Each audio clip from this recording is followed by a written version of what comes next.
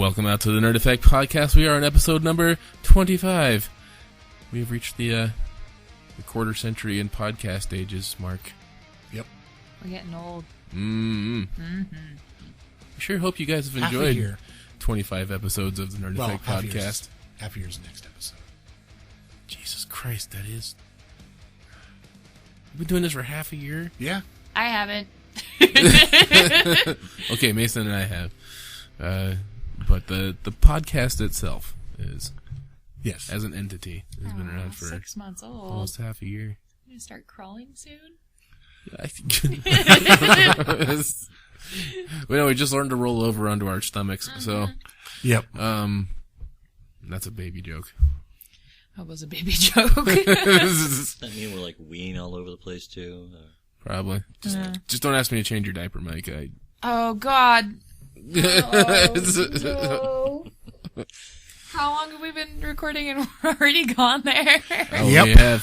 We haven't even introduced ourselves. I was saying on that note, I am one of your warped fathers. minds for tonight. Dustin Vancouver, joined by my 3 family members. Michael Morgan. Mason Ireland. I'm that weird aunt no one wants to talk about, Nikki Prindle. Oh, no, if you were one of my aunts, you'd be one of my favorite aunts. Aw, because I of, love like, you the too, awesomeness. buddy. I try. Went from disturbing to Duh. loving. Hey, Yeah. It'll probably go back to disturbing anytime now. Oh, I'm sure. Yeah. So enjoy it while you can. Because Enjoy the warm fuzzies because they're going to turn into creepy crawlies pretty soon. Those warm fuzzies you're feeling are tarantulas. Secretly. so That's okay. They're still tarantulas. They're nice Yeah, pets. they're still fuzzy. to almost fully celebrate our 25 episodes, we have now 3 of our 4 condenser mics that... Yay. Hopefully, for the actual half a year, we'll have all 4. Oh, we will. Yes. We will. Okay, good. Because I sound like crap. We did 1, Oh, 2, you 3, sound not it. fine. We did 1, 2, 3, not it, and Mike was slow on the punch there. Oh, you guys are just wimps. Booyah. Yeah. Yeah. That Anyway. Wow, it picks up yawns really well. Sorry. I needed oxygen. Yes. Oxygen make brain function. Make brain good. But we do have actually a 4th mic that's already in the process of being shipped. Should have it Monday. How big of a box do you have to put him in? It's a small mic. Packs up pretty well. That was that Mike joke. Well, Dragon does have a suitcase we could fit you in. Yeah, let's not go there. Is it carry-on size? God, no. I joked with him about bringing me back mail order bride from Japan. He came back with a suitcase that was big enough to hold a mail order bride. Especially from Japan. Cause He they're filled small. it all with manga. He bought it in Japan and filled it with Japanese manga. Mind you. How much did it weigh? Yeah, he made me pick it up. And I'm like, holy shit, dude, I was kidding. It weighs more than probably your average Japanese woman does, actually. Yeah. But the problem is that, it was cool. It was manga from Japan. The problem is Dragon can't read Japanese. Aw, womp womp. Well, now he has incentive to learn. Yeah. That's true. So anyway, again, welcome. Again, sorry. We're also sorry we took a week off last week, and I kind of Sports. We kind of did it without warning. Go Sports forgot to team. mention, but yeah, there was a ball the thing, being win the thrown points. across the field, and things were happening. Nikki was enjoying the Puppy Bowl. We don't get the Puppy Bowl. We don't have cable. Oh, I thought you went somewhere to watch it. No, I was sick, so we ended up putting me in quarantine and not being around the new baby niece because that would have been a bad idea. Oh, that's right. You weren't feeling too hot. No. That's right. No, Nikki caught the crud. Did anybody here watch Super Bowl but me? Why would I watch Oh, no, the Super I Bowl? watched it. It was on in my house. I Oh. was just on cold medicine and don't remember most of it except the commercials. And Bruno Mars. Yeah, I just went to Hulu and watched the commercials afterwards. That's a better idea. I like that idea. Although, yeah, we'll get to that because one of my stories is actually one of my favorite commercials. We're here in spite of sports today. In spite of sports? Is actually Yeah. more important sports. I'm 'cause missing way cooler sports you than mean football the- right now. The Olympics. The international, Yeah. yes, that thing. yeah, the Olympics, something that all of the world cares about, not just America, that oftentimes tries to think it's all of the world. I'm so excited for women's hockey. You guys don't even understand. Hockey is just the awesome. It's just hockey. And figure skating, don't judge me. I grew up watching figure skating, and Ange introduced me to the joys of the biathlon today. They ski really fast and shoot guns at things. Yep. They shoot air rifles at things. Somebody online were called it a 22s. Norwegian drive-by, and it made me laugh so hard. I like that. The sport is now, biathlon is now the Norwegian It drive-by. made me laugh so hard because I'm picturing just Norwegian gangs. Because I've been to Norway; they are the nicest people that you could hope to meet. Even better than Canadians? Yeah. Wow. Like I think that Well, they don't have taught Canadian Canadians. geese to ruin their reputation. And they don't have United States influencing them in any way. Yeah. Yeah, they don't have us going up there to make them crappy. But no, just the picture in my head of these people having drive-bys in and of itself is funny, but the fact that they're on skis. They're on cross-country skis with a rifle on their back. I could swear they were 22s. They are 22s. Not anymore. They're no? air rifles now. They have been air rifles for air rifles, yeah. They've been air rifles for at least 4 Olympics now. I didn't think that they were actual guns, but there were shell casings popping out, so. But there were? Okay. Yeah. Because from what I heard, they went to air rifles. But, actually, that might have just been shooting in the Summer Olympics, because in the Winter Olympics, you have the problem of air pressure and in cold weather. What the person who won the men's was this 40-year-old dude. Yeah. Which was so cool to watch the whole time. The announcers were just being dicks and kept mentioning how old he was. I'm like, who cares? He's there. He's obviously good at it. Yeah. So the whole time I was rooting for him, and he won. Yeah. It made me really was happy. like, during the Summer Olympics, during archery, the South Koreans, as per usual, dominated, because that's what they do in archery. Something about national pride, and always have been famed for their archers in Asia.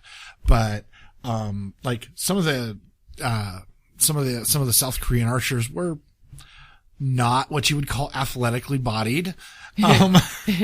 They looked more like nerds. They're doing archery. I mean, They're pushing up their glasses before they fucking he just did it. He just acted it out, and it was magnificent. Totally. We are going to get you into the Olympics, my friend. bring it on. I'll Have you seen the commercials they have now that are like, if you're interested in any of these sports, go to our website to see how you can become involved in Olympic No, I haven't sports in seen your that, area. but cool. Yeah, that's what I thought. I was like, that's fucking awesome. Yeah, there's, the thing is like some of the I want sports to do a are biathlon. some of the sports are really hard to get into. Like, biathlon, for example. Yeah, never been on a skis in my life. I've never even been up to Bogus. Like, well, and it's also cross-country skiing, Yeah. which is harder to find than downhill. No, doing that for an hour, watching those cross country the races. Holy shit, those people are insane. My sister actually did cross-country for a year, just because she was interested in it, and like, I remember like after the first day she did it, she came back and she was like, I'm not sure if I'm going to continue this. My legs have never hurt this bad, ever. And she said she did it when they lived in Montana. She was really big into skiing before her health problems kicked in. So she did like the jumping and the moguls and all everything. So it's really fascinating watching the Winter Olympics with her, because every time I have a question, I can ask her and she knows the answer. It doesn't matter what the question is. Oh, it's like watching fencing with me in Summer Olympics. Yeah, it's like having Wikipedia in a person right there next to you. The closest thing I've ever done to cross-country skiing is my grandma used to have one of those Nordic tracks from like the 90s. Oh God, I hate those. And I was every time I look at it, because I realized Whoosh that, thump, whoosh thump, whoosh thump. yeah. My mom And had when one against my bedroom wall. When the initial nice of her. 6 a.m, every morning. Whoosh thump, whoosh thump, whoosh thump. sounds like you're cursing in German. Or I something. hate Nordic Whoosh thump. tracks. It was one of the old school wooden ones. Yeah, Oh, and it God. looks like when the board kicks out, it looks like if you stood in front of it, It would take your shin out. It would break yeah, your shins. Yeah, like, yeah. If you have it against a wall, fun fact, it hits the wall. She actually gave me that for a little while, and I gave it away because I hated it so much. I just didn't care to learn how to use it, and it kept hitting my cat in the face because she wasn't that bright. I'm gonna sit here. Ow. Yeah. Ow. Yeah. Did she move? No. We were like douche mow, douche mow. Yeah, but douche man. I want to title the show that. boots and cats, Episode and boots and 25, cats, boots douche and mow. cats, and boots and cats, and boots and cats, and boots and cats. What? Never mind. Never mind. It's a video you haven't seen that's hilarious. It's okay. And you totally missed the It explanation sounds like earlier, obviously. Yeah, it sounds Obviously. like drums. If you say boots cats, boots cats, boots cats. Boots, cats, boots, cats. It's also really fun to say. But a Geico commercial utilized it. Only it's boots and hats. And it's the pig saying it. I like adorable. the Geico commercials that have been circling around Hulu lately have been pretty funny. Where it's like the painting of the dogs playing poker. Oh, I Really? hate those commercials. And like, have you seen Steve? Where's he been at? And he's like, oh, and it cuts to another painting of like this like trailer park dude with like a mullet, and then he's like holding the white dog, and the fucking dog is like, I'm sorry, I got things to do, or so, I can't remember what he says, but then the owner is all like, now old girl, something about Mr. Wiggles, don't you get all no cattywampus on me now? And for some reason, It's I like a laugh velvet hilariously painting, every yeah. time. Yeah. Have you seen the ones with the dog family riding around in the car? The dog. Oh my god, it's a family of golden retrievers, and there's a puppy and a car seat in the back seat. And it's stuff like they're driving behind a really old-looking dog in like a beat-up sedan, going at like 5 miles an hour, and they get frustrated and they're barking, and it's a car commercial of some sort. It's like dog approved for the car. There's one where the girl daughter dog is on a date with like a boxer dog, and they're making out in the car. Dog kisses, and then the light turns on in the house, and you see the dad dog just sitting in the window, and so she gets out of the car, and it's really funny. You're gonna be that dad someday, I can tell. Well, Yeah, see, when do you want us to buy you a shotgun, out of curiosity? Yeah. I have a 22. No, it has to be a shotgun. Shotgun. Because you have to be able to rack the I shotgun. have a BB gun. Oh. I don't bring that up every time they talk about real guns. Shouldn't bring up your 22 Well, the every time they 22 talk about mag. real guns out there. No, it's not a shotgun. It's... The could- intimidating dad needs a you could shotgun. have, you could have like a tricked out AR with a grenade launcher on it. It doesn't matter. It's not a shotgun. No, I really do want a shotgun. Actually, if there's any gun, I don't really ever want to own a gun. The only gun I really ever want to own has been a shotgun.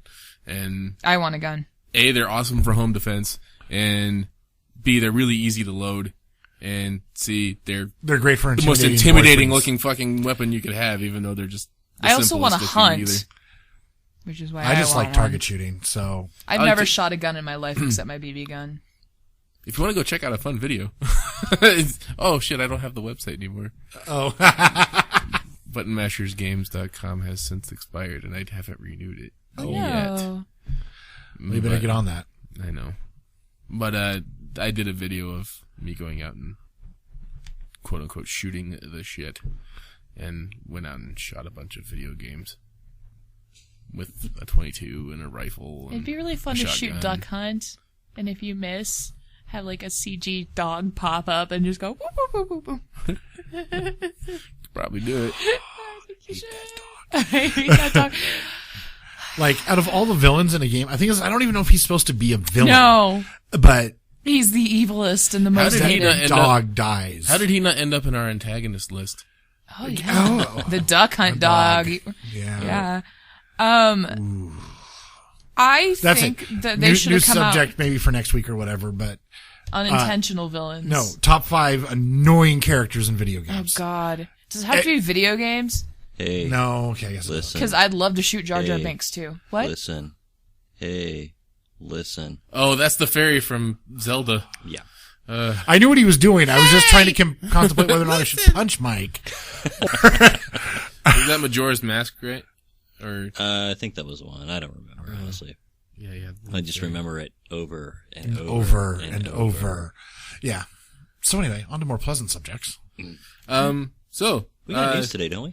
Yeah, news. Yeah, we've rambled. So That never happens on this podcast. It's like No. we haven't been No, in this never. room in a couple of weeks or something. I'll just we'll just go in the order I have them pulled up here. So we're gonna move on to the news.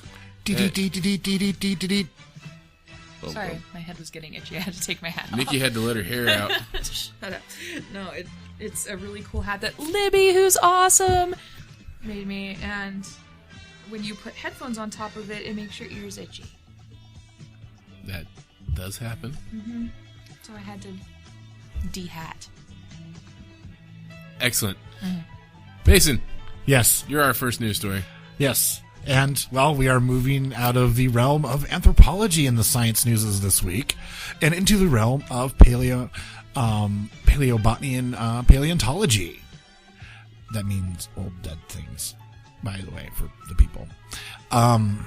Yes. So, there is now a pretty good chance that the reason that our big old Ice Age friends, such as the woolly mammoth, woolly rhinoceros, etc., that lived in the Arctic, died out.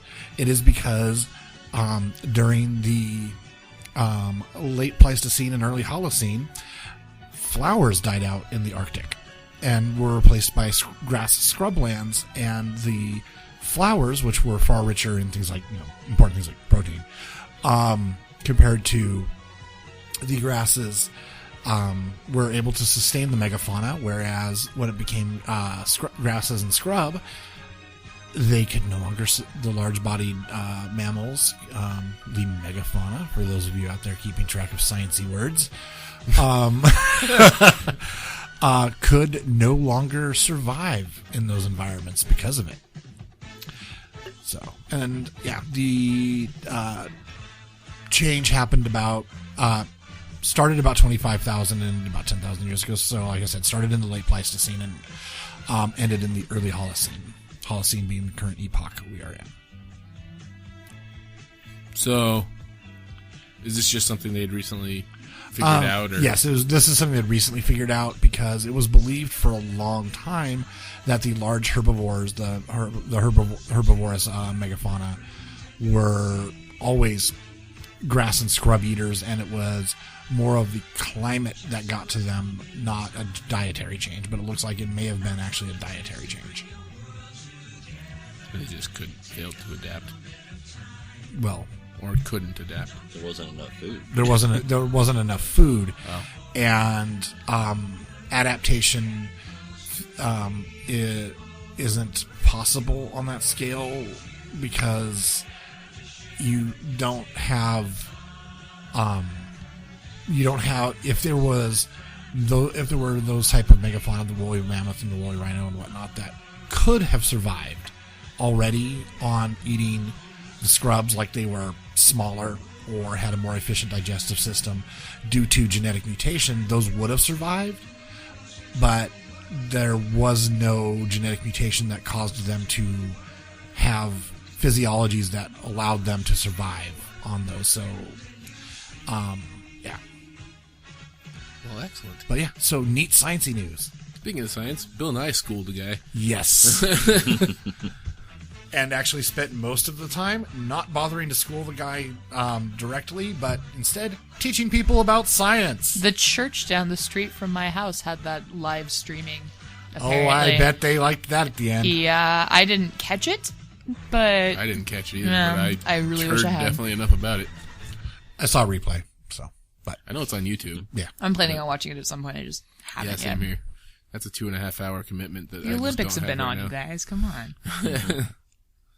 Hockey hasn't started yet. What? Hockey hasn't started yet. No, it has not. But biathlons, man. I've actually just been trying to put the D&D game together, so I got my own excuse. That is a pretty good excuse. But, that excuse makes me happy. So, interesting and not anthropology related science news from Mason this time. Nikki. I actually kind of enjoyed counting pollen samples for paleobotany. My turn? Is that why you said my name? You weren't just making sure I was paying attention in class or anything? I'm too poor to pay attention, so... What? I don't understand. Anyways. Exactly, too poor to pay attention? So you can't pay for anything because you're too poor? Oh, especially to pay attention. It was a pun. Yeah. I say that a lot. Don't even know. Well, you now know. And knowing is what? Half the battle. Oh, damn it. I wish I would have had a... G.I. Joe. I keep telling you, you need to pull up all the sound bites of things that we say too much and annoy people by playing them at the appropriate time. Anyways, so my thing, yay NASA! There's a team at Stanford University that's trying to figure out how to 3D print well, the article says trees. Basically, they're figuring out how to 3D print clumps of cells and get them to secrete, how do they put it? Non-living structural biomaterials like wood, the mineral parts of bone and tooth enamel. They've figured out how to get these cells and this gelling stuff, 3D print them, and then they secrete things. Awesome. Right? And it's for the example they say is, if you're going to be in a colony on Mars, you're not necessarily going to want to bring trees and sheep with you, but you might want things like wool and wood. They say you can 3D print a sheep. Yeah. Well, okay, here's the part. They're 3D printing meat now. Yeah, and pizzas. I saw that one on the interwebs and made me happy. That's just cloning, though. That's pretty much. Yeah, it is. Here's what my nerdy crafter brain did with this. I'm picturing 3D printing a sweater and just having like all the stitches like going up. I get really excited about that because it would be so easy to scan someone in and then 3D print clothing that fit them perfectly. Yeah. But yeah, they're talking about how soon your hardware store and your dentist can just be as close as your 3D printer. So I would still want the actual dentist in the case of a dentist. I think you'd still have to do the actual, unless they made a thing that you would stick in your mouth and it would 3D print on your teeth. Yeah. You would still need a dentist, but 3D print a new tooth. Well, yeah, you can 3D print the tooth. But then you need a dentist to put it in. You need a dentist to put it in. There are certain things most of them dealing with the medical profession that I want professionals to do. Thanks. I wish there was somebody that would just come to your house and not tell you, knock you out so you're totally unconscious, take you to the dentist, let them do their thing, and then return you to your house so you all of a sudden wake up and your teeth don't hurt and you don't have to deal with the dentist. I hate the dentist so much. So you're okay with getting kidnapped to go to the dentist? Yes. If it was a thing that you signed up for, so you knew it was going to happen at some point, and then some guy walks in like Dexter, which you guys don't get, but our listening audience might, and just like a syringe in your neck, and you get knocked unconscious and taken to the dentist and then dropped off back at your house. You just wake up in bed going, chloroform. Yeah. Yeah. That would be rad. Does this rag smell like chloroform? Yeah, does this rag smell like chloroform to you? Dustin will get this. Does this look infected to you?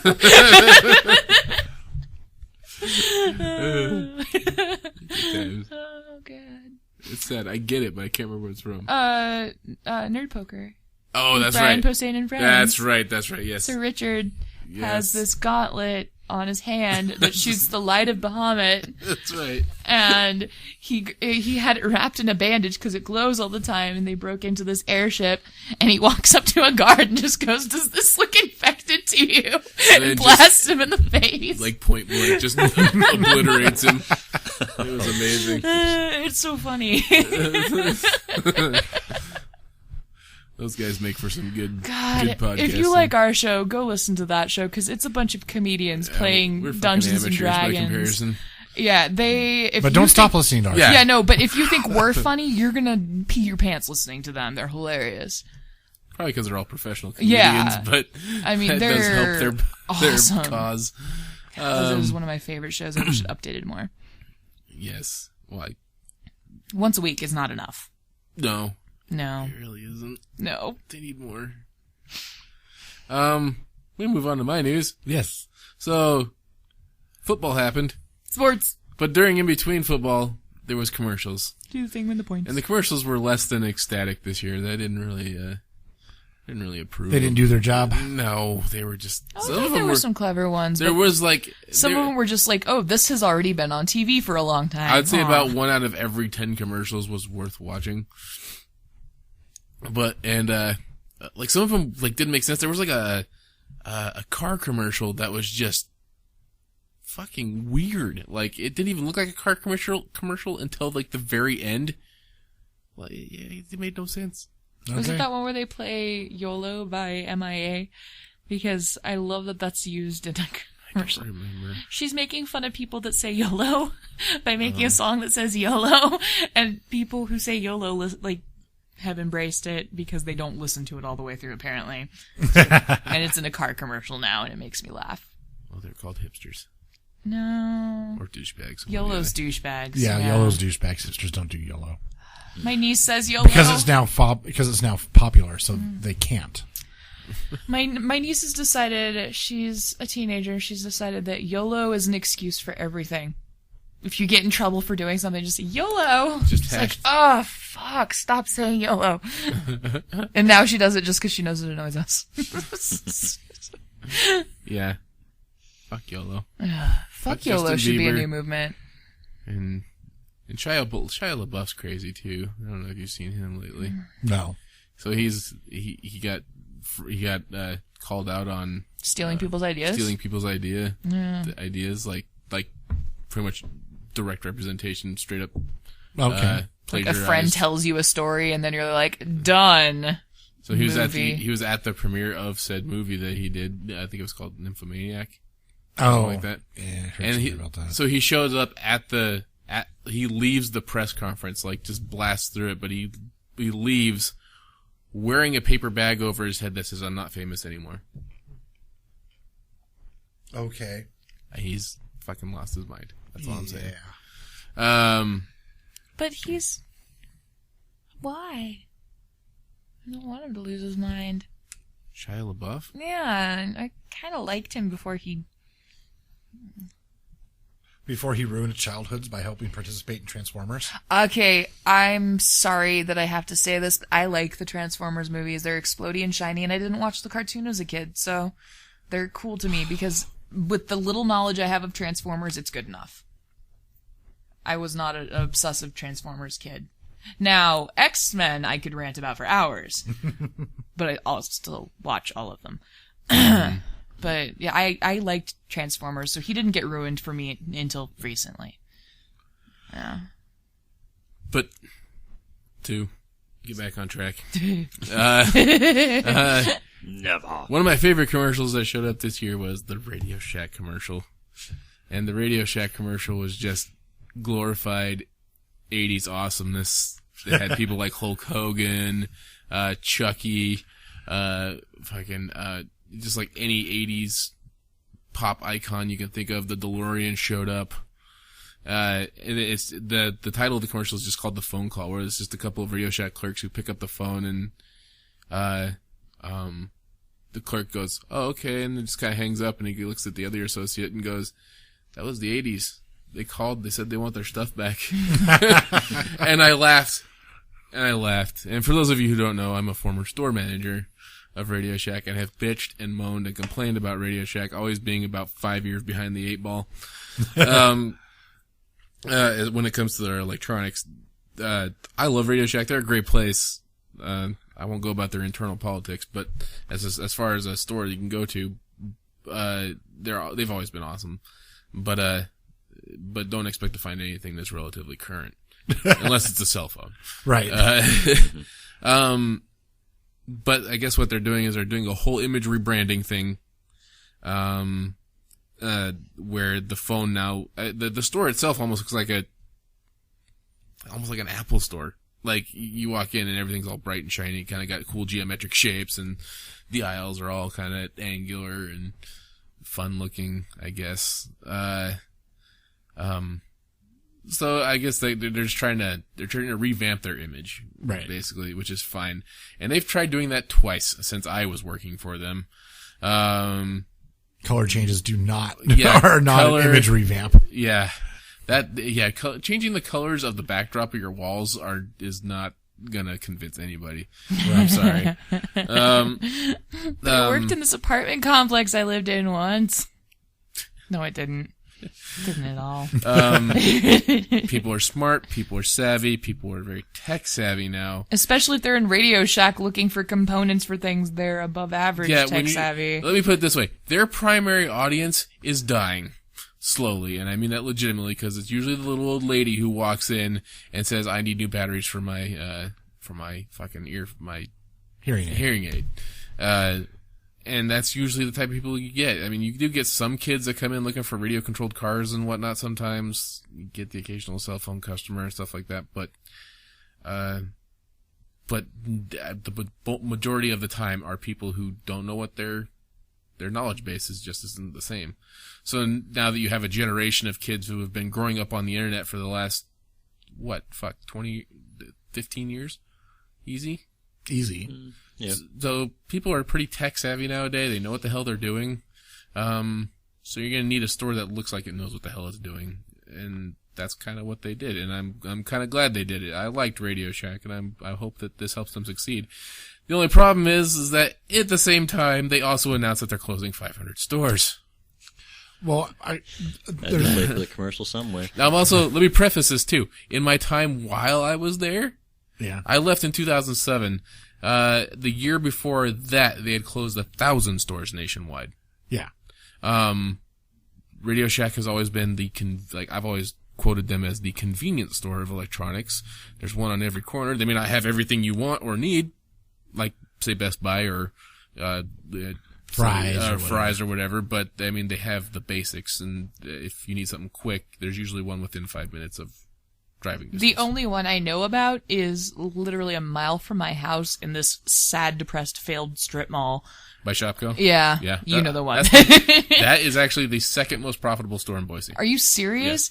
Yes. Next to the mall. They were sandwiched between H&R Block and a Dollar Tree that closed down. Yes. No, Honks 99 cents, Honks excuse 99 me. Cents store, yes. And this restaurant that's changed hands 50 times. And then there's a Shopko, which There's also a really good deli all the way down at the other end. Is there? Yeah. Well, it used to be Hugo's Deli, but now it's the Broadway Deli. Yeah. Politics behind that, but same stuff. Same stuff, yeah. Deli politics? Yeah. Wow. Delitics? Delicious. Okay, long story short, Hugo's was started by two brothers. One brother still owns Hugo's, the one up on 5 Mile and Overland. The other brother owns Broadway Deli. Are they fighting? Yes. Oh no. Local Little Romulus and Remus action going on. What? Little Romulus and Remus action. Yes. One deli to rule them all. Whoa.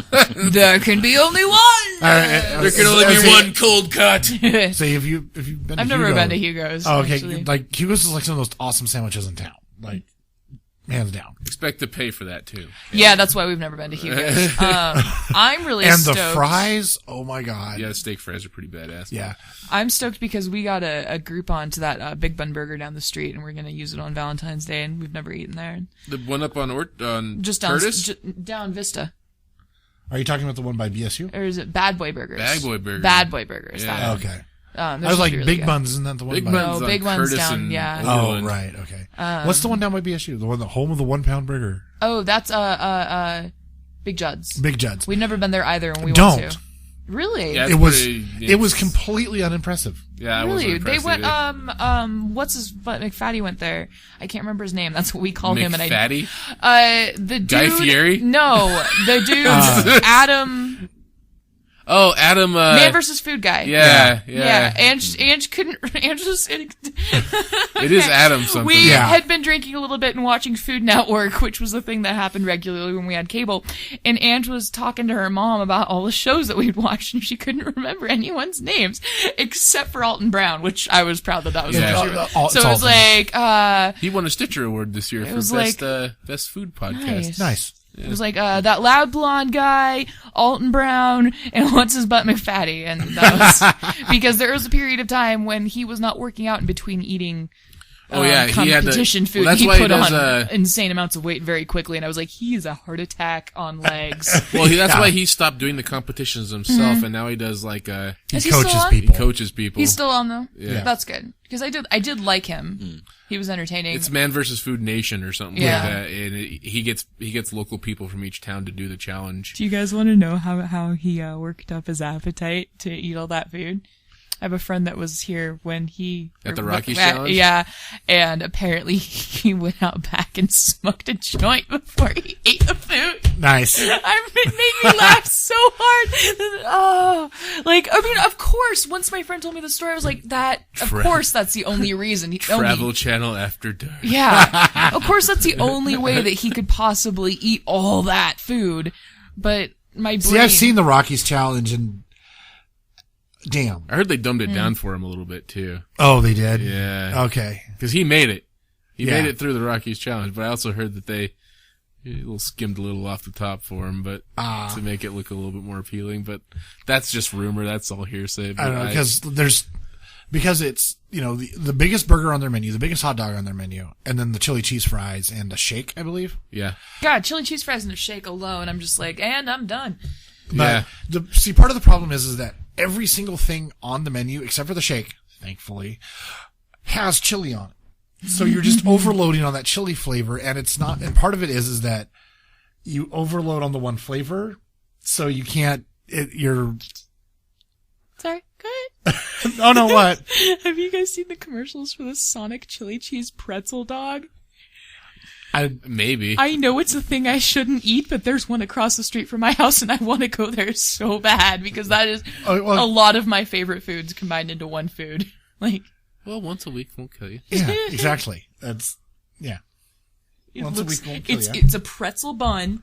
Which is what turns me off about it. I don't like pretzel buns. Wendy's has a pretzel bun, too. Yeah.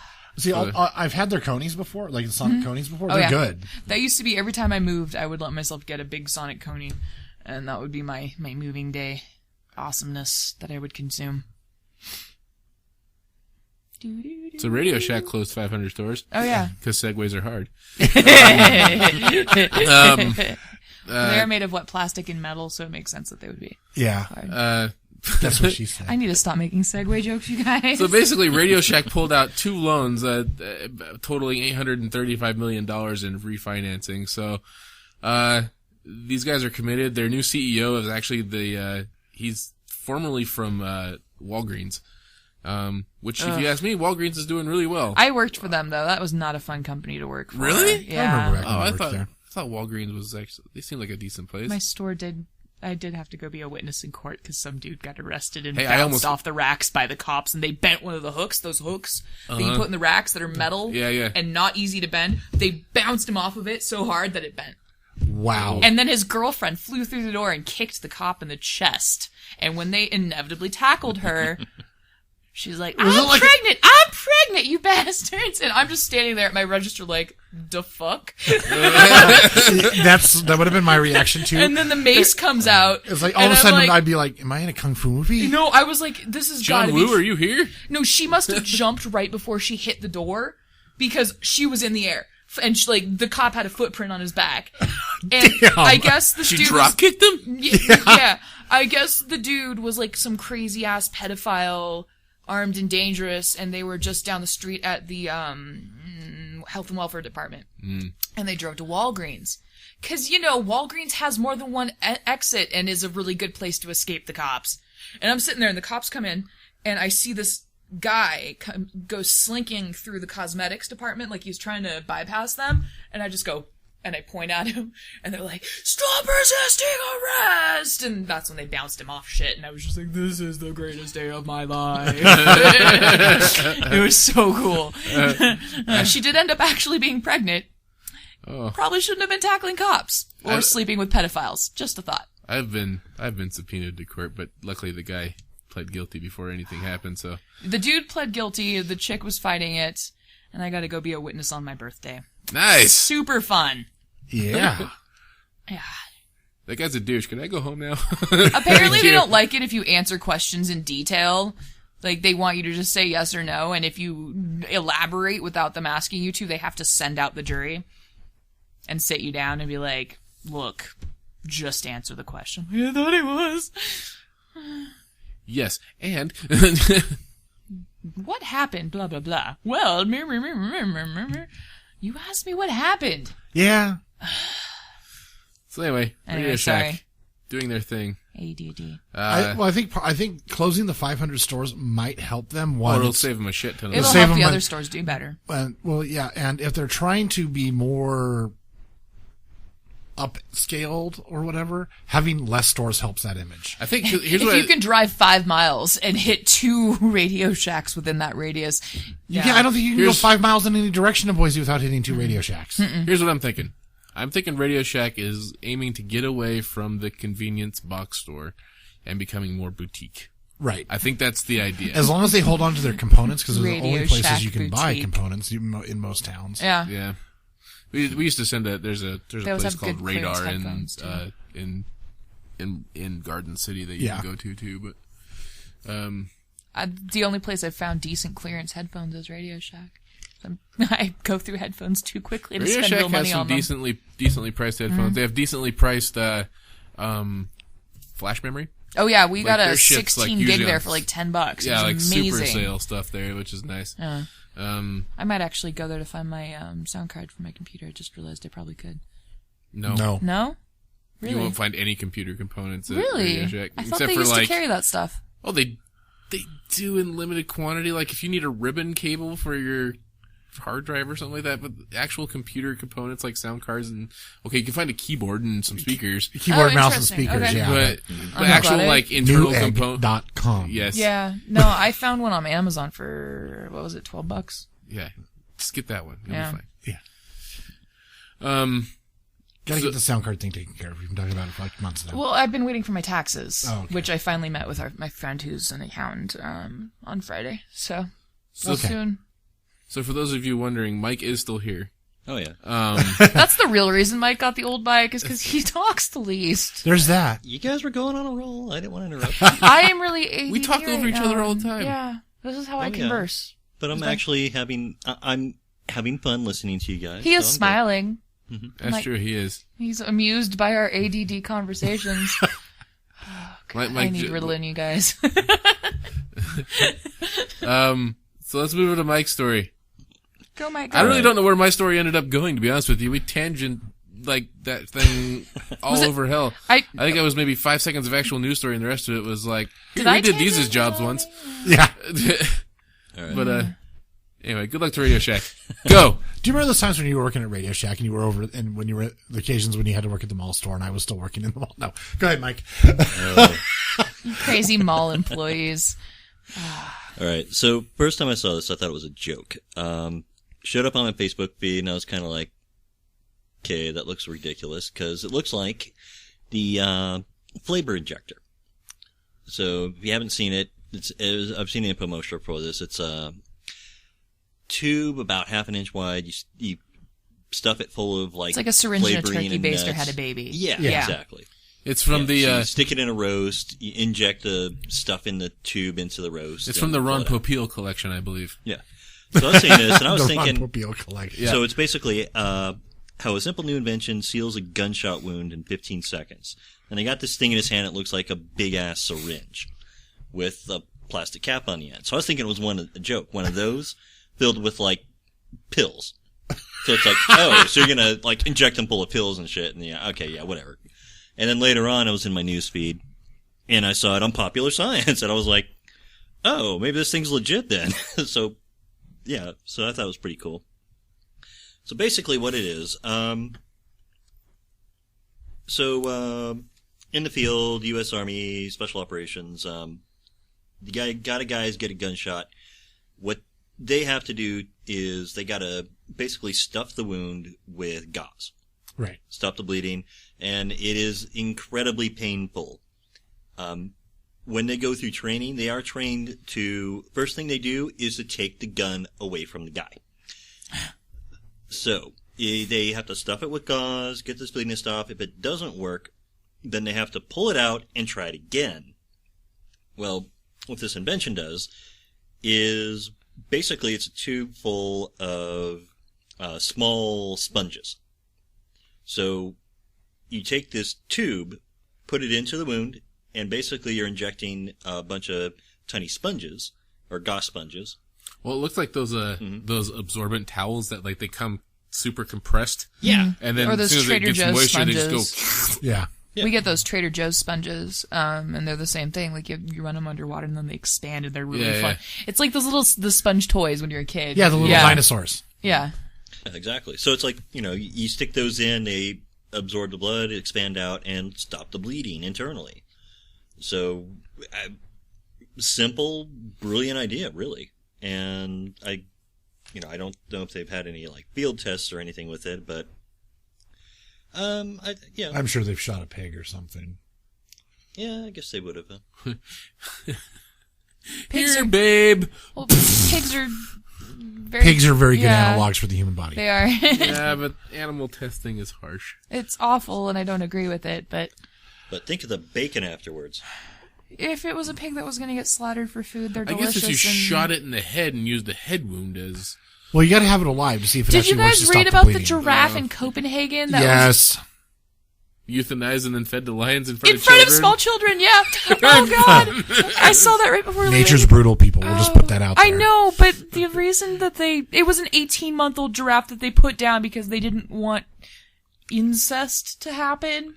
They should have traded it to another zoo. They should have, yeah. I guess some millionaire offered to buy it. And sorry, tangent. But No, it's fine. Animals. But hey, at least the lions didn't go. On the other hand, I would like to watch a lion actually eat chunks of a giraffe. Just not a baby giraffe that got put down because they didn't want it anymore. Yeah. The thing is that, like, I know there's a lot of opponents to, I know I'm going to sound cold and callous after this and everyone's going to hate me, but. No, you're Science Mason. It's okay.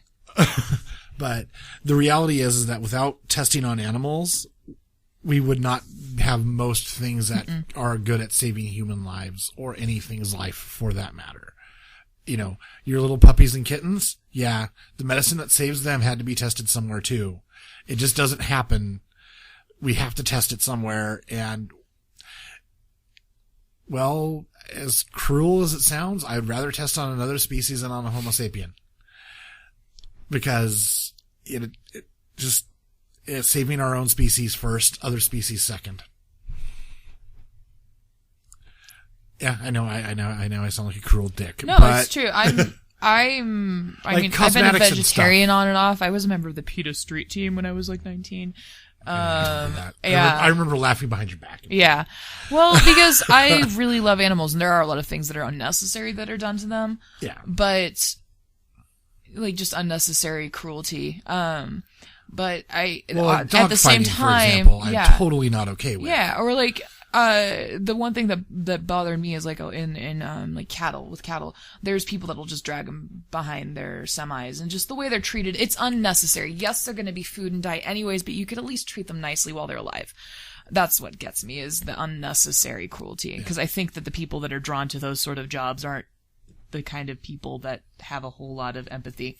So. But yeah, But no, I agree with you though. It's medicine and things like that they're not going to test it on people until they know it's not going to kill them. And how do they find that out? By testing it on other things. It's scientific method. Mm-hmm. So, yes. But this is really cool. I was reading the articles you were talking about, and it's really neat. Mm-hmm. Yeah. I like that they put the little X's on the sponges so they can find them easier on x-rays. So that they don't accidentally leave them in the dudes. Yeah. Or ladies. There are lady soldiers too. Yeah. Mm-hmm. But, that's kind of scary, actually, how often these are left in people. Mm-hmm. I wonder if they'll ever make tampons with the same technology. But how would you Put get them out them for back out commercial again? use. Yeah, is it like... I mean, it is kind of tampon technology. Yeah, I would say it's just kind of just like lots enhanced. of little pieces that you can't get back out again, which is not okay. a desirable feature. A bigger one. There's this thing like a called single. toxic shock syndrome. No, that's basically what they are. Yeah. No, I understand what a tampon is. No, but you're saying that they should use this for tampon technology, and I'm like, that might be where they got the idea for the applicator. Yeah. Because I'm looking at it, and it looks like a giant tampon mixed with a syringe. Yeah. Let's not talk about this, though. It's gross. Does it have the fuse on it? Huh? No, it didn't. That's what they should do. Isn't that a thing that they used to do, is stick tampons in bullet wounds? Yeah. Yeah. Yeah, that's a thing that they Put them in your nose when it bleeds. Mm-hmm. And then nobody would make fun of you at all. Nope, not at all. They wouldn't call you tampon nose. That's why you do that shit at home. Nobody can And now, judge you. that was a disturbing peek into Dustin's home life. No, I've... Yeah. I say next time I go to Dustin's house, I'm punching him in the nose. So I want to see this.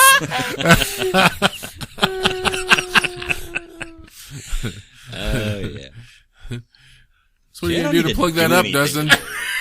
Fucking goddamn. And then just pull out a tampon and hand it to him. Just carry it with you just for that. Would you like Kotex or whatever? Or Tampax. Tampax. Whichever one's smaller, the Pearl or whatever. You know way more about tampons than I feel like. I have a wife and a mother. Yeah. I see them. Yeah. unfortunately, but it's just the fact of life. It happens. And you shove them up your nose on occasion. It's okay. We know. Yeah. It's cool. I'm not judging you at all. So, dude, how does it smell? Cottony? I don't know. Kind of like a t-shirt. Oh, Cotton. man. This is just going places that I would rather it not. That's, Well, you guys were complaining about me being too quiet, so I'm inputting. I was not complaining about that at all. I would never complain about that, because then when you decide to open your mouth up, things like that usually come out. I had, oh God, I had a friend whose cat was obsessed with tampons, so they took some and they put googly eyes on them. And they were cat toys, so you would walk into her house and there would just be tampons on the floor. Clean ones, obviously, but it's still a disturbing thing to just walk into somebody's house and there's a googly-eyed tampon. With googly eyes. I mean, I realize that was them trying to make it look like it was a toy and not just a random tampon, but it just made it look creepier. Mm-hmm. I remember when I was younger, like way younger, like in my early 20s, like probably 21, 22, somewhere there. I was downtown hanging out with my buddies, and maybe even been younger than that, maybe like 19 or 20, but because it was before I met you guys. Right. And there was a guy walking around downtown. I think it was a Halloween party or something, but there's a guy walking around downtown dressed as a giant used tampon. Oh God, that's disgusting. That's nasty. It was pretty nasty. Have you guys watched Orange is the New Black? Not yet. No. Okay. It's kind of like House of Cards. It's kind of one of those TV shows I haven't quite really accepted to watch yet. I watched it just because Ange binge watched it without me and was saying how good it was, and it's a little disturbing. It's about women's prison system. Yeah. It's, I can't get into it because it's a little graphic for me, but yeah. Has there been any broom handle rape yet or anything? No, but at one point she angered the cook and got a used tampon McMuffin through the food line. Yeah. Let's stop talking about it. Yeah, We've said the word tampon more times in the last 5 minutes than I, as a female, say probably in a year. Wow, how the hell did 201 people see our last post? That's amazing. Boom. All right. So how come people aren't saying anything? Well, Mike, you're the only one who liked it, but yet 201 people have seen it. Which post was which this? post? The post about tonight's show. Oh. I think I shared it. But only 11 people have seen the post regarding our survey. By the way, I shared the survey. There's a survey up on... And the people that were randomly in here, when the guy said that he liked our show, and that he liked our website, I was like, oh, Dustin just posted a survey that you should check out to make our website better. Yeah, welcome. It's literally 4 simple questions. 2 of them are multiple choice. One of them's a range just from 1 to 5, and then the other one's like a short answer. So, it literally take like less than 5 minutes to do it. So you should go there. Yeah. It's there. Actually, you'll see it posted on the wall, and you'll also see a little tab on our page. It looks like a word balloon with a checkbox in it. Is that It's flickering. I don't know. Sorry, for those of you who don't know, there's still a giant monitor behind us that just flickered for some reason. Did a flicky thing. Yeah. But there's a little word balloon with a yellow check mark in it. It says survey underneath it. You can click that if it, for some reason, disappears off the wall or something. So yeah, help us improve our website. We want to know more. Yes. Mm-hmm. Because I do know for a fact there are plenty of things that we could add to the website, but the more we know about what you guys want, maybe we can pick a way to do that, or like there's a particular order we can put that in. Also, there's a forum group about website improvements too. So you should definitely check that out and put all the comments you want there. Why are you whispering? Because it's a secret for the Nerd Effect website. But it should be known to everybody. But they can hear you, and we have headphones on, so we can hear you too. So you may as well talk in a regular voice, or we can all whisper for the rest of the podcast. Let's do this. This is really... Did you know that this is actually harder on your vocal cords than talking normal? That's fucked up. I know, right? It's because you have to strain your vocal cords because of the lack of air passing through them. This is why I'm just loud all the time. Not whispering. Monkey tits. I knew it was coming. I was just waiting for when. He figured out how to write it in Gallifreyan, you guys. It's ridiculous. It's not okay. It is not okay. Monkeys. I'm going to find, like, pictures of monkeys on strike with little signs, and I'm going to be like, no more monkey tits. No more. You have pretty good GIMP skills. You could probably do it yourself. True. You probably could. Might. So yeah, forums. There's a spot for it. You can even go in there and, like I said, just if you have a 3-paragraph thing you want to put about how we can make the website better, you can put it there too. Because we love you. Yes. And we will acknowledge your comments, and then Dustin will promptly ignore them and never do anything with the website. Sorry. Hey, he finally got rid of that 4 guys thing that was at the top of it. I haven't gotten rid of it from the Facebook page. No, you haven't. That was going to be my next comment. Yeah, I know. I'm working on it. At least he updates the website more frequently than the Faces Books' info. You're going to do it right now, aren't you? I could, but I'm not. Oh, you got a little clicky after I said that, so I just assumed. No yawning. No yawning. yawning. Fuck you, yawn. Okay, I'm back. So we have a topic. Oh yeah. Yeah. That's not monkey tits. Or tampons. Oh God. Which, hey, that could be a science technology. You just discussed a form of technology that I feel like I've seen before, like in Demolition Man or something, where they have it's like a liquid foam that they injected into wounds that would expand to stop the bleeding. They said in the article that they tried that first, but that our blood flows so hard that it washed the foam away. Yeah. Oh. I was reading the article when Mike was talking, and I read really fast. Oh, yes, you do. Yeah, it was cool. But now we know. Boom. So, again, Mike inadvertently came to us with a news article that was basically our topic. So tonight we'll be talking about science fiction technology, how much of it has actually turned into science reality, how much of it is in development, and how much of it are we still, fucking waiting for. My topic hoverboards. Was kind of. Yeah, where's my hoverboard? Next year. That's your time limit. Next year. My topic was kind of related, my news. They're 3D printing random shit out of thin air. Replicators, man. Well, we had a replicator topic once before too. I think that was where they were trying to replicate proteins and stuff like that, that was for food. They have actually figured out how to 3D print pizzas, and they're talking about instead of sending astronauts up into space with all those nasty freeze-dried shit in pouches. Hey, freeze-dried ice cream bars are pretty good. Well, yeah, freeze-dried ice cream is awesome. When you have the choice of eating it. If that's what you have to eat for months, well, you that is your only awesome. dessert. Yeah. But so they're talking about sending them up with 3D printers instead, so that they can just make their own whatever the hell they feel like in space, like with replicators. Tea Earl Grey hot.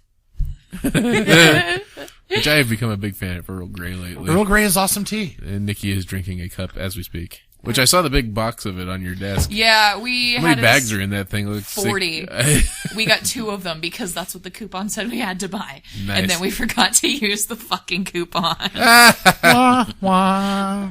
But I'm set on tea for a while, so that's cool. It is good. And it is a tasty and delicious tea. It is. This is not as tasty as the nice stuff that Dustin got, though. Yeah, mine's the Tinings of England. That's got more bergamot flavors. Bergamot. Bergamot. Yeah, there's no second There's no R R in in it. it. Oh, okay, that was an R. Yeah, I was right. Bergamot flavors. Mm-hmm. This is more of a black tea with just light notes. Okay. It's that red rose brand. And I tried the Earl Grey creme from Tivana. It is horrible. I want to go to Shangri-La Tea House down on Federal Way because I've heard they have the best Earl Grey ever.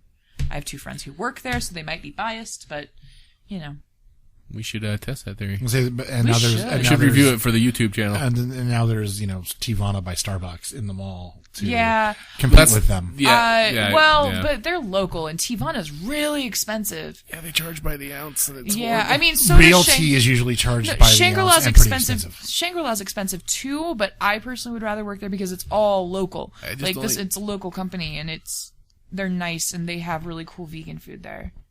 Like, it always smells so tasty in there when I go in. And they make their own kombucha, which, as a person who does that, I appreciate. And, yeah, when I was making my sleepy tea, I went there for chamomile. So I was like, where can I get this in bulk? And loose, because finding loose chamomile tea is really hard. Huh. Yeah. Interesting. Mm-hmm. Sorry. Does anybody want to go first? Anybody got a thing? Well, I was going to say, we can get rid of the obvious one real quick. Cell phones. Cell phones. Yeah. Invented because a guy who worked at Motorola saw Star Trek when he was a kid and said, I want one. Have you guys seen that internet? It's a meme type thing, and it's like, imagine finding someone from the past and explaining to them that you have this thing in your hand that has the access to the sum total of all human knowledge, and you use it to look at cat pictures all day. Mm-hmm. Yeah. Mm-hmm. It's true. I do. Yeah, my the picture I used to promote the show today was actually a Star Trek meme about, like, they did this and this, and then we actually did it here. Then they had this in Star Trek, and then we actually did it here. Yeah. It was pretty funny. So yeah, iPads, Google Glasses. Yeah. I was saying the iPad, actually, that is not the first implementation of the tablet. No. There was one by Microsoft about 10 years ago, or 10 years earlier than the iPad. Hey, man, I had a Palm Pre back in the day. There was also, like, the first color screen one. Yeah, I was balling with that. I remember old compact Presarios having a flip back screen, too, where you could kind of flip it up over the keyboard. MP3 players are pretty Star Trek-y, too. Yeah. I had one of the first MP3 players in high school. It was the size of a Discman, and it had 256, like... megs. Yeah. I found it. It took AA batteries. It weighed a shit ton. Like 5 cell phones. More, maybe. But we were going to Europe for orchestra, and I can't sleep without music, so it was either something that size in a giant stack of CDs, or just something that size. So I brought that, and it had that, like, yellowish gray screen with the black pixely text, and it still works. Yeah. Which just... You still own it? Yeah, I still have it somewhere, because it's not the kind of thing that you can pawn. You still have that little Sansa player I gave you a while back? Somewhere, yeah. 2-gigger. Yeah. But this thing, though, it's like... Drink. It's like the Nintendo of MP3 players. It's ridiculous. It was a Nomad jukebox. Creative Nomads. Yeah. Yep. I remember my cousin Jake owned one of the older hosts of the show. Yes. Had an Arcos media player back in like 2003, 2004. Yeah. The thing was like a brick with a color screen on it, and you could like damage people. Oh yeah, if I'd hit was somebody insane. with my bag when this thing was in, I'm looking up a picture right now trying to see if I can. Oh wow, somebody's selling one on, trying to sell one on eBay for $700. Yeah. Yeah, no. good luck with that. Yeah, no shit. This is the exact one I had. Oh my god, it had so many buttons on it. Yep, I remember that Yeah, thing. yeah. Yep. Oh Jesus, yes. Yeah, it was. Oh god, they were so heavy. I wonder if somebody actually has. Nobody's bid on this. Yeah, For $700? no, way. I don't even understand. Like it's I guess retro, but oh my Not god, retro no. enough. People are actually selling them for like $60 online. Why? No, this is the one I had. Yeah, it was no, that one's 10 gigs. How is that 10 gigs? That's not 10 gigs. You're a liar. I had that one. It was not 10 gigs. Sorry, Google these. They're ridiculous. I wonder if they're like modified or something. Somebody swapped out the RAM or... No, it's still got a sticker on the front of it. It looks like it's even in the original packaging. It is Oh Lord. super not 10 gigs. Oh god, and it had like special wires that you had to use.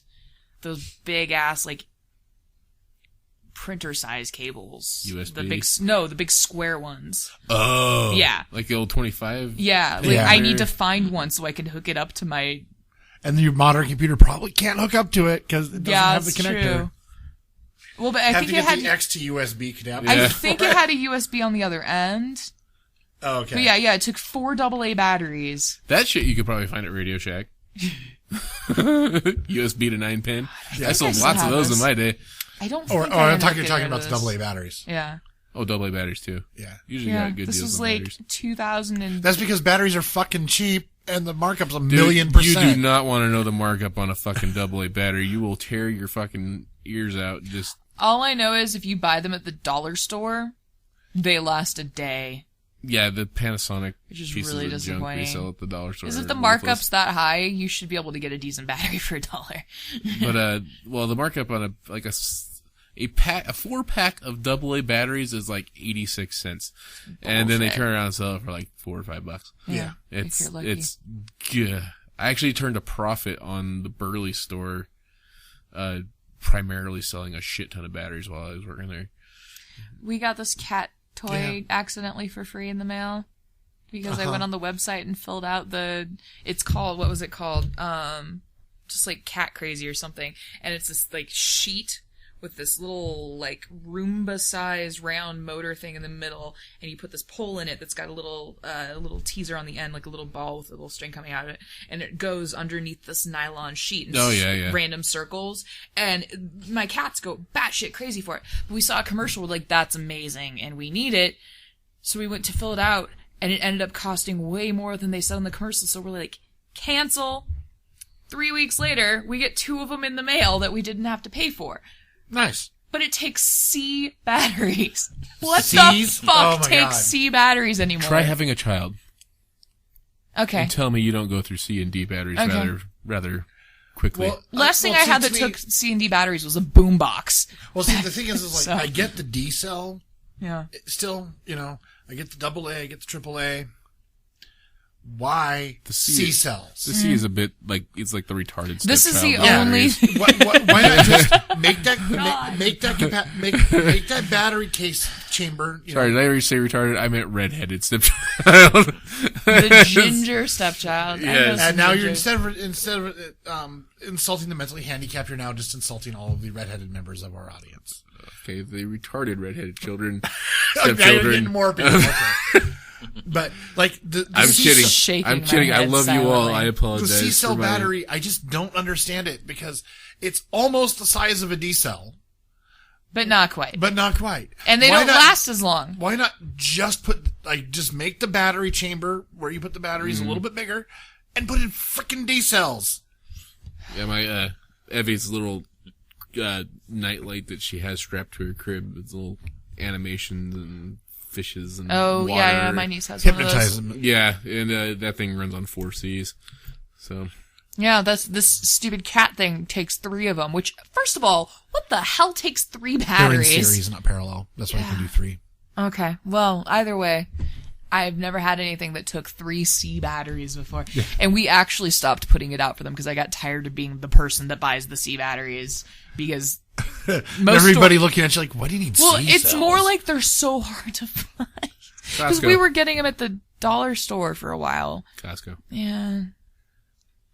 like $15 I for know that batteries 500. Yeah, I know Yeah, not batteries quite are a that good much, deal at but- Costco, but spending that much money on batteries just hurts my brain, even though I realize it's a better deal you get like per 16 battery. of them or something. Yeah. Like that. But still, yeah. Spending $16 on batteries for my cats is just something that I'm not ready to accept that I'm at a point in my life where that's a thing that I do. You admit you're the crazy cat lady. Yeah. Yeah, but I'm a crazy cat lady in a way where we've already got them and I don't go out and buy them crazy shit. Although I will admit that we're having a dog party for Circus this week because he turns 4. So the future. You're that's also crazy. having birthday parties for your dog. Yeah. Yeah. So the future, yeah, let's go back to that future. How's the future looking there, buddy? So bright I gotta wear shades? What? Okay, let's talk about, I think this is future, those transitions lenses, man. I want me some of those. I heard. I have no desire at all. Really? Because I'm like, No. wait, I don't have to remember my sunglasses and my regular type glasses? I had one of my friends, Ash, in uni, because I prefer using the term university over college, even though I'm American. Thank you. She had them, and there were some days like where the teachers would leave the blinds open in the classrooms, and she couldn't see because the UV radiation was still getting in and affecting the lenses. Oh, wow. So they're really sensitive. They're How long really- ago was that though? I would imagine if that was a 2 problem, years. they might have. I don't even see Never mind. transitions lenses even advertised anymore. Oh, no, they still Like, I saw a commercial today. That's what was making me say that. They were advertising it on the Olympics. They show these people like going through the woods and they're adjusting these dimmer switches on trees. And that's their ad. okay. I just don't want them to be. They've been showing the same 5 commercials over and over again, and I'm getting really annoyed with the Olympics commercials. As somebody who wears glasses, I would hate the fact that my glasses would darken a room or inside or outside for me. Like, I don't want that to happen. Like, I want to be able to see naturally. As somebody who's when I want to see naturally. If I want really- sunglasses, I'll get fucking sunglasses. As somebody who's really photosensitive, it appeals to me, But you can get tinted glasses or even. but I don't always want the tint. Sometimes I'm fine, but then when it's a little bright, like outside, my eyes get really sensitive. Well, like, so for to example- me, they just sound like a good idea. I'll say, well, okay, I don't wear glasses, but I am incredibly photosensitive. Actually, it's an effect of having my 2015 vision. I also have really great night vision. I have really good eyes. It also makes me photosensitive. I think So- I need bifocals. Oh, my no. eyes are getting so shitty. But Staring at a computer like, monitor all day or something. I can't go outside without sunglasses on while the sun is out. And like cloudy days are still too much for me. So like, my helmet is tinted and I still wear sunglasses under it. Yeah. Yeah. I did the same thing when I had my dirt bike. I had to have sunglasses on under my riding goggles. My And riding even- goggles are pretty awesome and they're tinted, but it's not enough and I need to find lenses that can change that or something. Yeah. And I had to wear, I have to wear sunglasses outside. I can't not.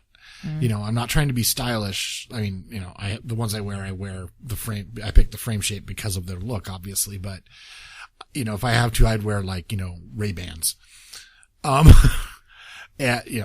Just whatever's available if I had to. Angela's the same way. She, like, if we go to the store and it's in the summer and it's bright out, she'll just keep her sunglasses on in the store. Yeah.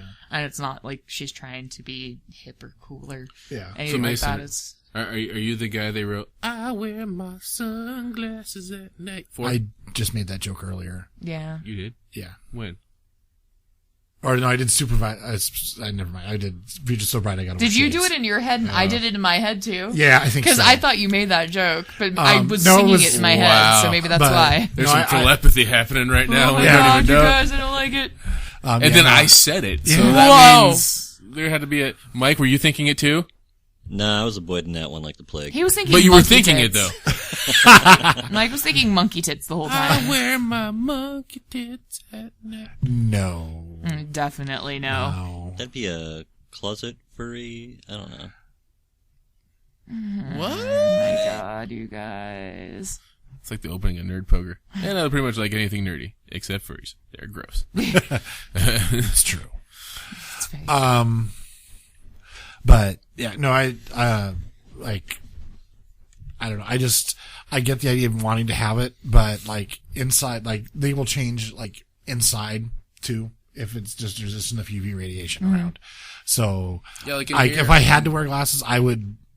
See, I there's- personally would wear 2 pairs. I'd have 2 pairs. There's Yeah. days when I get my migraines where I will wear sunglasses inside. Oh, same Or here. like I crocheted this hat that it looks like a knight's helm and it's got a visor that you can put up or down. And the really cool thing about it is I figured out that if I've got a migraine, I can put it down to like here, like right above my Yeah. eyes, and it blocks out 90% of the light in the room, and it's amazing. Nice. It's the best hat now. I need a Geordie LaForge visor. Is that what I need? I remember LeVar. When are we going to get those? But he couldn't see without it. But they eventually gave him bionics. How about bionics, man? Well, we're Fucking- working on the eyes. I know. We They're got like What I about- think 16-bit now. Oh my god. Have you guys seen the commercials for the Paralympics that they've been playing during the Olympics? This dude he's like a downhill skier, so they go super fucking insane fast. Yeah. And he's got one of those things that's like a chair that he sits in. And it looks like this psychotic transformer robot. And it is the single coolest piece of sporting equipment I've ever seen. And it looks like it's from the fucking future. Like it's like that dude, the sprinter. Yeah. With those cool cheetah legs. I'll be honest. It sucks that they're paralyzed, but the paralyzed get like some of the coolest fucking sports equipment I've ever seen. And like the athletes are so much tougher than the ones that aren't paralyzed because, you know, if you're doing an event that's normally done on your legs and you don't have functioning legs, your arms have to make up for that. Well, like Murder Ball. And I'll say, if you've ever seen that, it's like it's basketball played in wheelchairs, but the wheelchairs are like specially designed. They're like tilted wheels. Yeah, oh no, nuts. they are hardcore. Like I have nothing but the utmost respect for people in the Paralympics. I just spaced her name, but she's done a couple of TED Talks. She was a Paralympian, and she was the first person cheetah legs were made for. Oh, cool. And those are like the fact little, like, that they are Bowflex so cool that they all tried to get him disqualified because he was. She was. They thought he had an advantage or something like that. Because I mean. She was disqualified from the Paralympics for having the cheetah legs. Oh, really? Yeah. Wow. Because she was from the Paralympics. Yeah. Wow. Well, compared to all the other athletes in the Paralympics, because she was the only one that had access to the technology at the time, she did technically have an unfair advantage. Okay, yeah, that makes sense. And she was like, whatever, like, she didn't really care at that point. I mean, she was, kind of upset that she couldn't run in it, but, now every runner in the Paralympics has the cheetah legs. But the big one that surprised me was actually the last Summer Olympics. There was a guy from, I believe, that's what I was South talking about. Africa. The guy that they tried to get disqualified. Yeah. Yeah, he was basically a Paralympian, but he was competing in the regular Olympics, and they tried to have him disqualified because he had cheetah legs. Did he as an unfair advantage. end up medaling? Do you remember? I don't remember. I was just trying to tilt my microphone, and I remembered you don't need to with these. Yeah, ones. you don't have to. They face you. Yeah. But yeah, no, it was like, and like one of the other things she was talking about is like, because she has down to a little bit below her knees. Yeah. But only like 2 or 3 inches. She was talking about like, she's whatever height she wants to be that day. Nice. Because she has different legs. Okay. And like she was at a party one time with one of her friends, and she had legs that made her like 6'2". Awesome. Yeah. So, but it was kind of weird because she had these really long shins. Yeah. And she was also, and the feet were styled so she was on heels. Mm-hmm. And like before she got to the party, she realized she had forgotten her heels. So they had to run around. Luckily, they were in New York, so they were able to find them easy enough. But they had to run around town finding a specific size heel with an exact heel height, because the legs were built for exactly specific a pair of shoes. heel. Yeah. Mm-hmm. So they found them for her, And like she was talking to one of her friends, and her friend was like, "I don't remember you being this tall." And, she was like, I'm just wearing this pair of legs that makes me taller tonight. And her friend was like, that's not fair. Unfair advantage disqualified. Yeah. And she's an athlete, so she's, she's tall and she's in shape anyway. Mm-hmm. Or because like they estimated her real height would have been about 5'8". Like, if she would have had her natural legs. I'm trying to find the picture of the ski contraption. Yeah, but it's really interesting how she doesn't look at it as a disadvantage at all, and she tries to take advantage of everything it brings to her, not just as an athlete, but like, how she can change her height if she wants to, and all this other stuff. That's awesome. Yeah. But I was like, eyes, like, they're working on cybernetic eyes, basically. I've seen that where they had like they basically have a camera built into that connects to your optic nerve or something like that, which is... And they've got it to about 16-bit fidelity now. So you see the world how Mario would have seen it? Yeah. At least Super Mario. Yeah. It's SNES. Yeah, the world. Yep. Yeah. And then, cochlear implants. Cochlear implants are fucking amazing, and there's so many video emotional... of the baby hearing its mom's voice for the first time makes me cry every time. And the chick with the tattoos on her arm. Yeah, she's been in the Olympic commercials. They've been showing that. Yeah. I was saying, actually, I know the cochlear implants are weird because I know there was an example because we were talking about it in one of my human variation classes. There was a dude who had never heard before, and was able to get cochlear implants because he had the right type of deafness that cochlear implants could fix. But he got them when he was 16, and he had never heard the world before he was 16. That'd be overwhelming. Well, he opted out of them. He ended up getting them taken out. Wow. Because you know how there's a lot of noise around us constantly. You know, in a city especially, but like even out in the peaceful middle of nowhere wilderness, there's a lot of noise all the time. There's actually a room where there's zero sound that drives people insane. Yeah. Yeah. But like, I still want to visit that room. The room Thanks. But he did not develop as a child, as a baby, the ability to tune out. So he heard everything all the time. That would make you crazy. Yeah. So It'd be like I can't Professor do X. It'd be like Professor X when he hears all the people and he goes, Well, I think it's more of like Matt Murdock, like Daredevil. Yeah. Like, because he has to sleep in a fucking one of those. A sensory deprivation chamber. I've been in those. They're fun. I didn't have weird, trippy, meditative experiences like a lot of people say they do. But it's very relaxing. You have to visit at least like I've been twice, 3 or 4 times, and then really concentrate on it. I've been twice, and towards the end, like I start having these weird OCD moments where I don't like that I'm drifting towards one wall or another. I want to be in the middle, so like that I think is distracting me from the experience. But it's really relaxing. It's like a hot tub on steroids because it's like lukewarm water, It's body temperature. Yeah, it's. And it's the salinity in it is so high that it you just float without trying to, and it looks like an escape shuttle from Star Trek. Which, might help you. Yeah. We actually started having Ange go and do that because it's supposed to help with nerve pain, because it takes the weight off your nerves while you're in it, and she didn't notice a huge difference, so she gave me her sessions she'd already paid for. Okay. I recommend it. If you carry a lot of stress, it's nice. So lightsabers, where are we going to get lightsabers? I don't know, but I want one bad. I think it has something to do with the containment of the plasma. That's the problem. And the size of the power source. Yeah. You mean you can't run that on D cells? No. I'd be happy with laser guns. I would be happy with laser guns, like a full-on phaser blaster. I was going to say, that's another thing, too. When are we going to get, like, I'd imagine they're working on it. An energy pistol of some sort, energy rifle. We've got laser pointers that you can burn things with. I'm sure it's not that far off. Well, they have lasers that can like blow missiles out of the air and stuff, but they're based off of large vehicles. Yeah. And it's also a continuous stream of light. It's not like a blaster. It's not like a single I think that's more of a shot. cinematic thing. I don't know if that'll ever be the way they are. Yeah.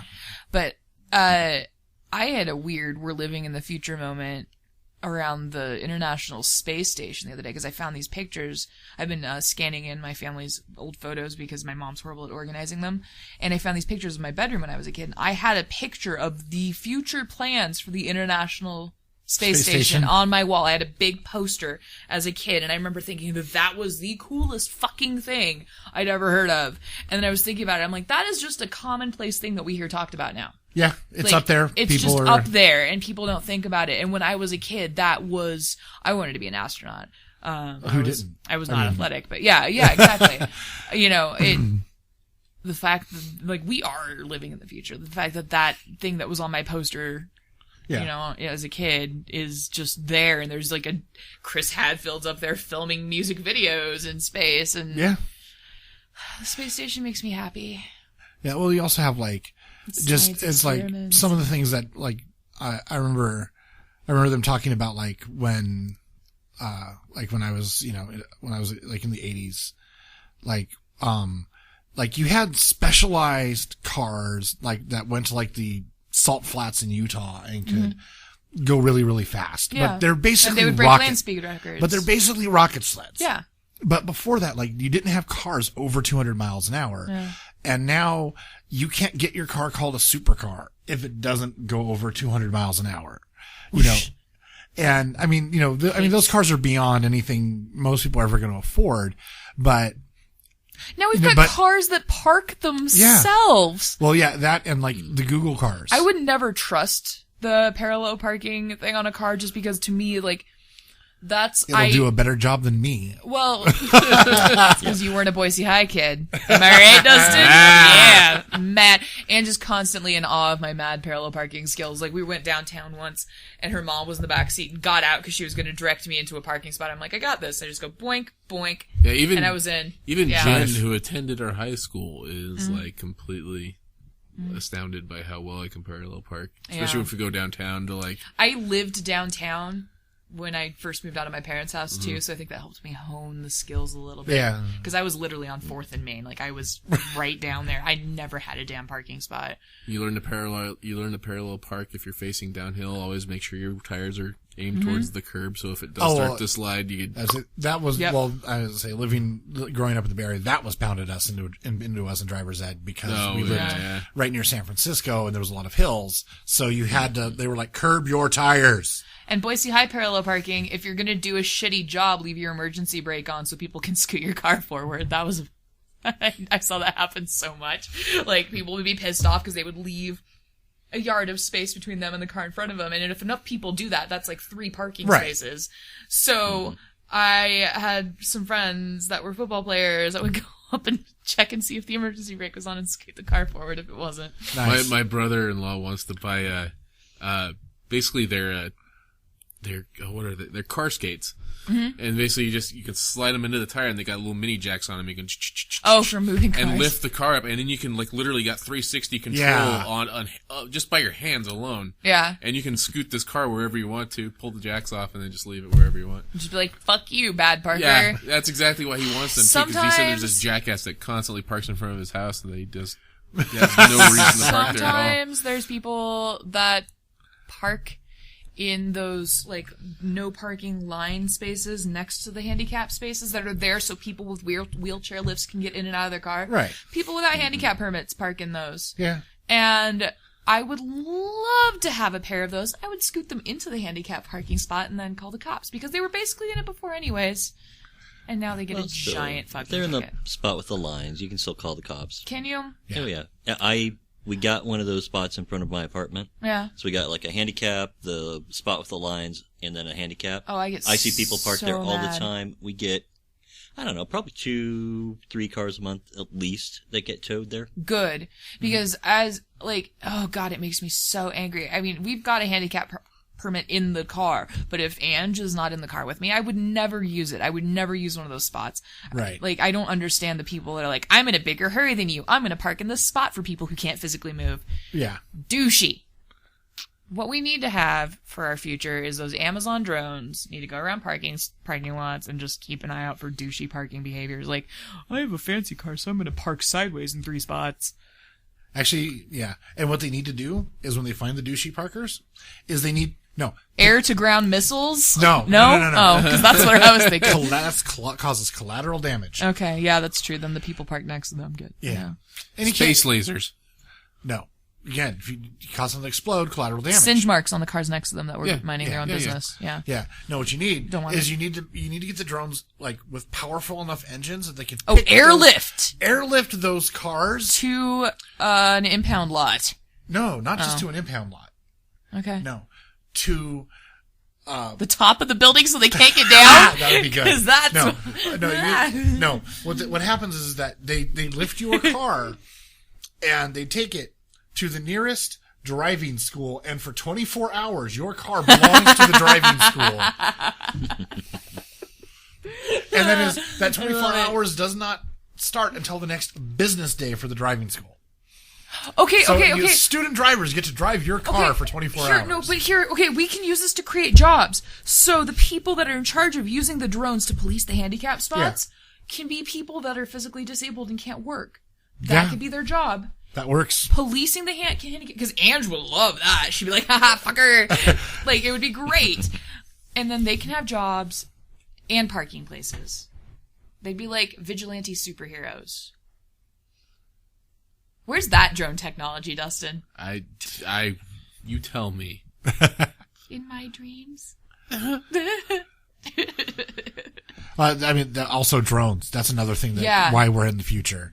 Like, I'm not okay with drones. You know. I think Amazon is going to use their innocent package delivery service to spy on people, the U.S. government, because that's what the U.S. government does, is they hack into technologies that we love and allow into our lives and use it to find out our secrets. Yeah. My secret? Cats. Cats. That's my secret. It's not a secret. It's all over the place. Cat cameras. Yeah. They will actually convert your cats into cyborgs and use them to spy on you with laser eyes. my kitties would be the best. Except River. She'd be like, love my belly. And I'd be like, what's this button that wasn't here before? Oh, I don't want to turn her off, though. She's the best. And she's getting fat, so her belly is just expanding, and she's one of those kitties that just lets you rub it. So the more belly she has, the happier I am. So my kitty's going to have diabetes. Yay! Nope. Oh. And also, in 93, I believe it was, in Germany, they got pretty much a fully functioning cybernetic arm built. Nice. It was just, they're really expensive. Have you seen the videos of the mechs that they're building? I think it's in Japan. It's Japan. They're building battle yeah. mechs. They're always building in Japan. They're not a whole lot to be, they're not that impressive yet, but they're still mechs, and they're real, and that's awesome. They look more like the Sigourney Weaver and Aliens mechs than anything. Yeah. They're still mechs. But you can still slap some more armor on it and put a gun on it. Yes! Mm-hmm. They're still badass. I'm trying to think of what else there is. What about that heads-up display on the X-Wing, huh? Oh, wait. Never mind. We've had the HUD. We've had HUDs for a long time. I know. Yeah. I'm still upset that they're not putting them in more cars. Because one of the things they do still find to be a problem in cars is that you have to kind of look. It's not as bad as it used to be, but you still have to kind of look down and take your eyes off the road temporarily to check your gauges. Yeah. If they put it right in front of your freaking face, basically displayed on the windshield via a We're HUD. good at video games. We can focus on more than one thing at a time. It's not going to distract But not anyone. everybody's good at video games. It's not going to distract anyone but the elderly. Who might not necessarily. Who shouldn't be driving anyways, Exactly. let's face it. My grandma was driving way longer than she should have. So was mine. She was 93. Mine wasn't that old, but my grandmother was never that good of a driver. My grandma's pretty terrifying. When my mom and my aunts were kids, she made up signs with angry phrases written on them, and when people would cut her off, she'd make her kids hold them out the windows. That's kind of awesome. Yeah, it is kind of awesome. I think I get my driving, my well, let me rephrase that. I think I get my road rage from my grandma. I want one of those LED frowny face things for your rear window so bad. Yeah. Geek.com. Only I would have middle fingers. I would hack it and make middle fingers. I'm sure that there's someone who's already hacked it and sells the hacked version. Probably. I wouldn't know how to hack it. I would probably just buy that. Can we talk about not just cell phones, but how far cell phones have come? Oh, yeah. Like, you mean the microcomputer that we carry around? yeah, Yeah. exactly. Mm-hmm. Like, I think back to my first cell phone, which was those Nokia bricks that you couldn't destroy if you tried. They're great as boat anchors. I can see that, yeah. They sink really well. Mine did eventually die when it got dropped in a toilet. Mine was a Nokia track phone. Oh, nice. It was gigant balls. I have a friend. Do you know Kat Weesey? She went to school with us. She was in my grade, though. She called that her phone's clit. Yeah, it made me laugh really hard. But just, yeah, like, compare those old phones. Like, when those first came out, if you'd shown me one of these and been like, this is the thing that you're gonna talk on someday. You're not gonna have a home phone. You're not even gonna have a computer. You're gonna have this. I would have been like, you're fucking insane. Because as you can clearly see from my cell phone case, it is the size of a cassette tape. Yeah. Like, it's ridiculous. And it does things. Like, the cassette tape held, what? 8 songs? On one side. You could 12, depending on the length. Mine's more the size of an 8-track. Yeah, yours is an 8-track phone. Mine's a cassette tape phone. Yeah, but your phone has like a lot of awesomeness involved in that 8-track. But think size. of what's and that's not crammed even the into size of an 8-track. It might have like the length and width of an 8-track, but it's only like thickness. 1/3 the thickness. True. That's what she said.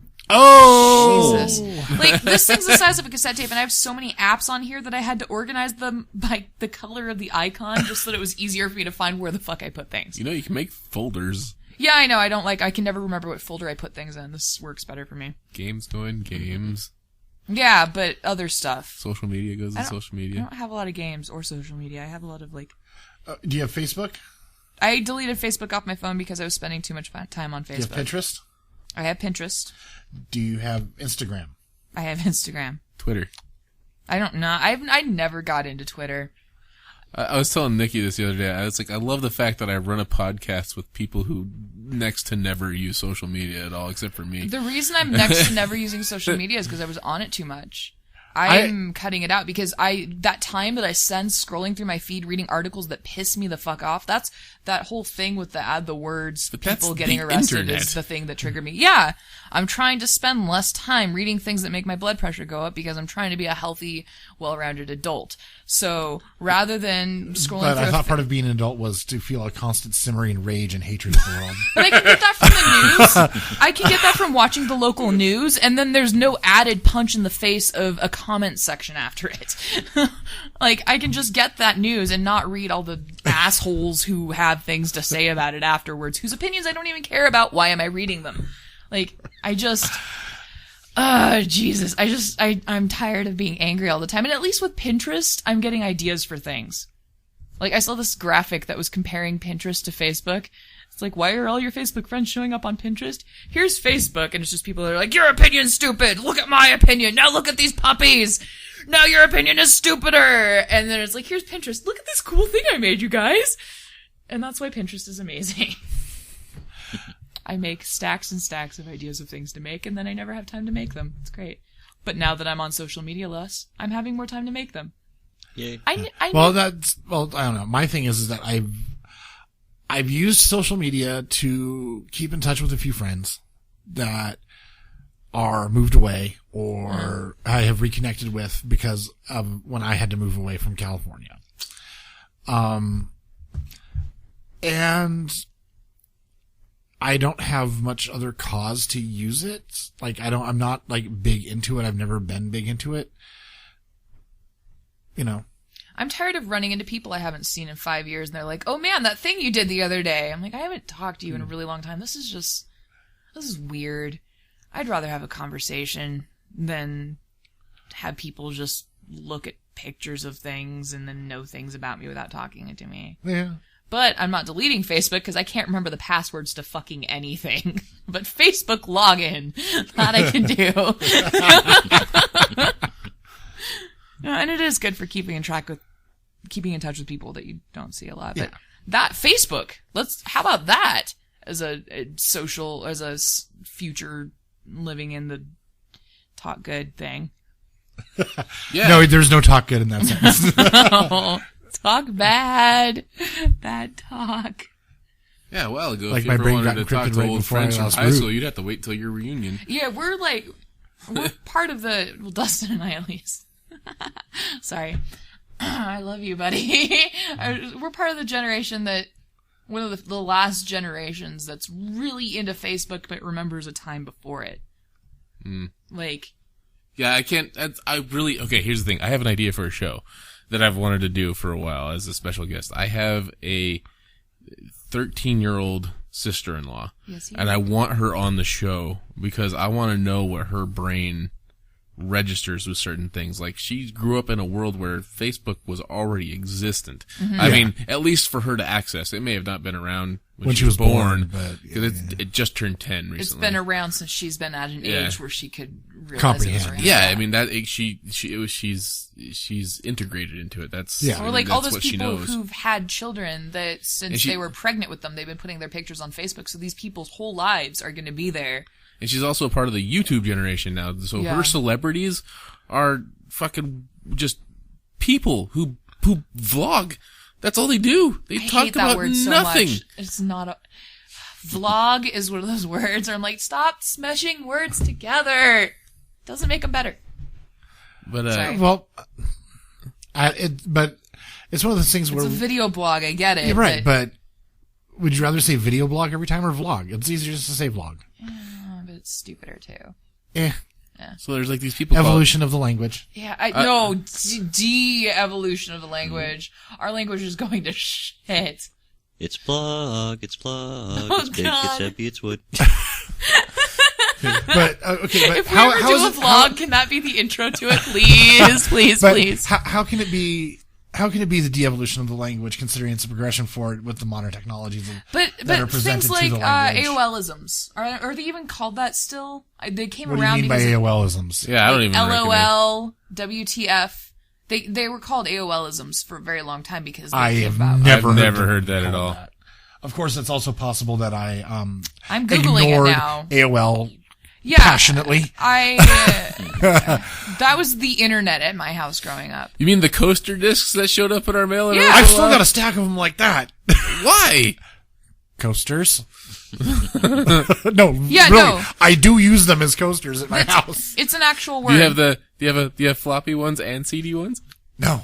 It's an actual word. AOLism, an unnecessary abbreviation of a word when using a text-based communication medium. In some forums, they are banned and often make you as an individual seem unintelligent or lazy. Kind of like when my wife tells me that I swear too much because it makes me sound unintelligent. Sometimes when you have... Fuck that. Yeah. I was like, I've, okay, it's an anthropology thing, but I've heard about, this lady that a lot of people have heard of called Margaret Mead. She was one of the most famous American anthropologists ever. Lady swears like a sailor. Yes. She's not unintelligent. My weightlifter friend I was talking about earlier, she has the worst mouth of anyone ever. And she met my parents, and after she left, my dad was like, wow, she swears like a sailor. And right as he said that, I had been thinking, she really toned it down to meet my parents. That was really cool of her. But like, her toned down is me, basically. So that's... But, that, like, yeah, I don't buy the whole cussing makes you sound stupid thing.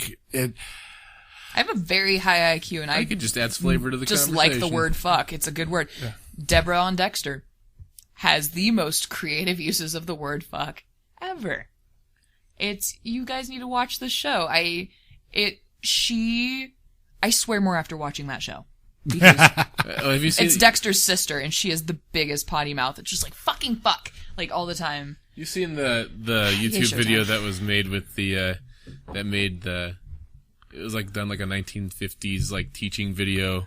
Oh. But it was like the variations in the uses of the word fuck, how it could be used as a noun, a verb, oh, it is, yeah. Fuck that fucking fucker. Yeah, exactly. I want to see a compilation of all the times that Deborah from Dexter has sworn. I bet that exists, and if I played it, you guys would get an idea of how much she swears. It's awesome. However, this is an audio podcast. I could play it's words. You play it on your cassette tape? But it's just... I'm going to play it on my cassette tape. Keep talking, it's okay. The cassette tape, it was about a year ago now, but like, I was going through some of my old stuff, and I found a box of cassette tapes. And I just stared at it for a little while. I have some in my desk at work right now. And I just looked at it, and like, I honestly didn't know what to do with them, because I'm like, they have music on them. But I don't have anything to play them with. You buy one of the little USB tape decks and transfer them digitally. But I have all the music on my computer already. Well, nostalgia. I ended up throwing them away. They were taking up space. It wasn't like it was Nintendo cartridges. I would have saved those. There was a period when I did not have a functioning MP3 player, and I was bringing a Walkman in to work to listen to cassette tapes because I don't have a Discman. I heard hipsters are turning cassette tapes into a popular thing again. That's what happened to records. They got too mainstream, I'm sure. Yeah. Too mainstream for the hipsters. I've had a record collection since before hipsters was even a thing. They're just dumb. Well, yes. Yes. We know that. Well, no, the thing is I love records mostly because the technology fascinates me. Yeah, the technology of a record is very interesting. And I grew up listening to my dad's record collection. However, I hate those people like that are like, oh, records are more true to what the people who made the music wanted. No, they're not. All those hisses and pops and scratches are artifacts of the technology, not what the people wanted the music to sound like. They wanted it to be crisp, clean, and clear. Like an MP3. I have a lot of like 40s jazz that I really like to listen to on record though, just because I like the hisses and pops mostly because to me, if you're listening to an old record, it's kind of cool. Yeah, well, it's kind of funny. It's like if it's old jazz or something like that, I kind of agree with you because That's what I expect the era to sound like. That's It what makes it sound old. That's Yeah. what the recording sounded like at the time. If I'm listening to something that's old, I want it to sound old. I don't want it to sound like something I could go hear now. But like, That's my thing. but to me, it's like anything from like the '60s on. I don't like anything from the '60s on. I do have some Beatles albums, and then my dad at some point is going to give me his copy of the Woodstock sound, like the whole album set for the Woodstock concert. Also, I was also those like the Beatles and the Woodstock ones. There's also like. There's a nostalgia factor.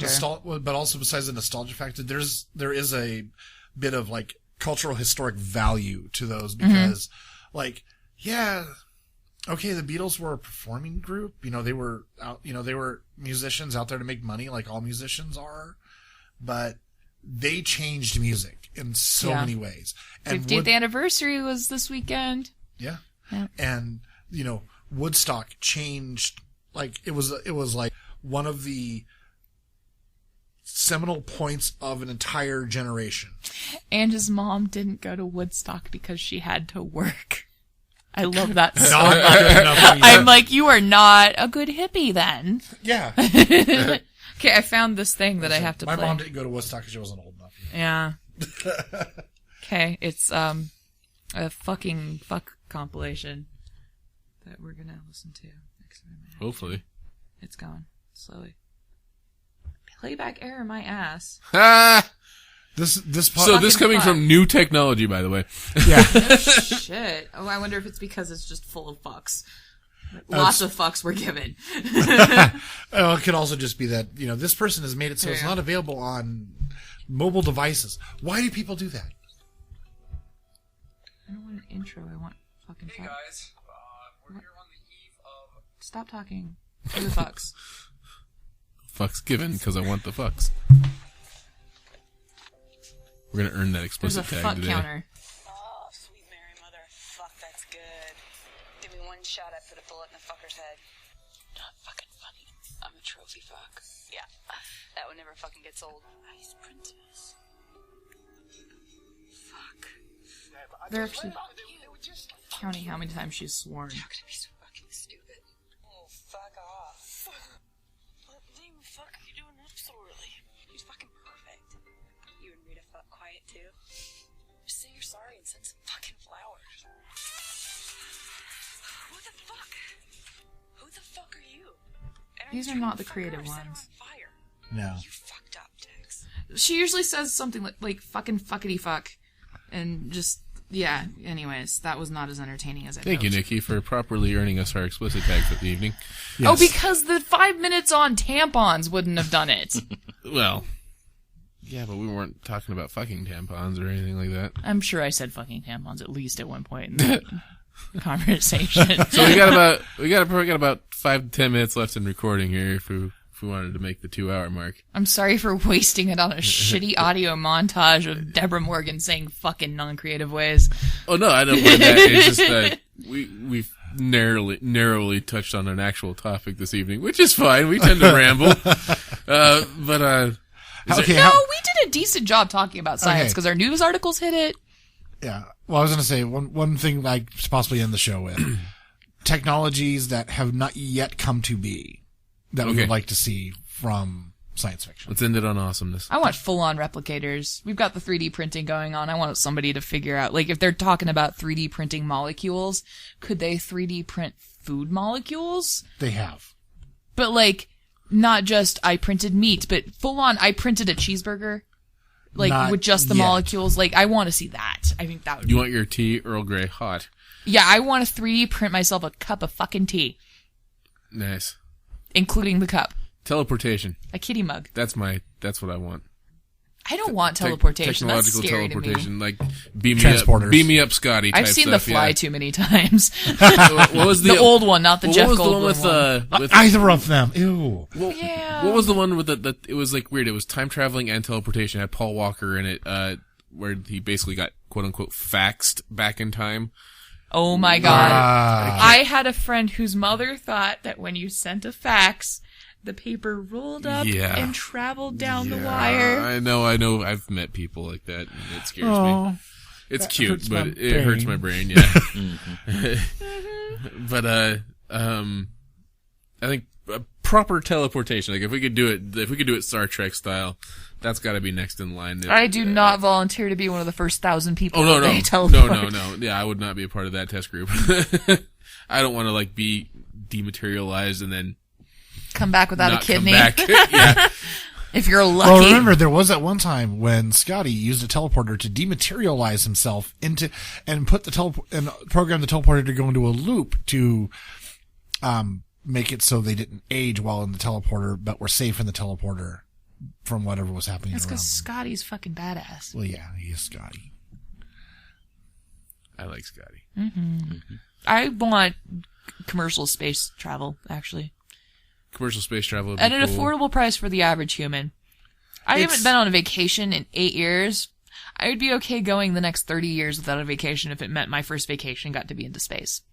Yeah. Well, I think that is coming. It's on its way. It's I just want not it to there come yet. and be affordable in my lifetime at a point when I am young enough to appreciate it without I would having to appreciate it feel- at 140. I would too, but I'd like to appreciate it and then be able to go on and maybe do it again. Well, yeah. And not just be like, I'm old as shit and this is my last thing I want to do. I don't want that necessarily. Okay, based on that, what about anti-aging? Like if you could potentially look between your 20s and 40s for at least Awfully vain. 200 or 300 years. I wouldn't want to be around for 200 or 300 years. I think. But think of the I'm things also you really could accomplish, though, anti-plastic in that surgery, time. though. Well, just because you look that way doesn't mean you're going to feel that way, though. Well, that being the idea that you could potentially I don't know. be physically fit and all that stuff for that time period.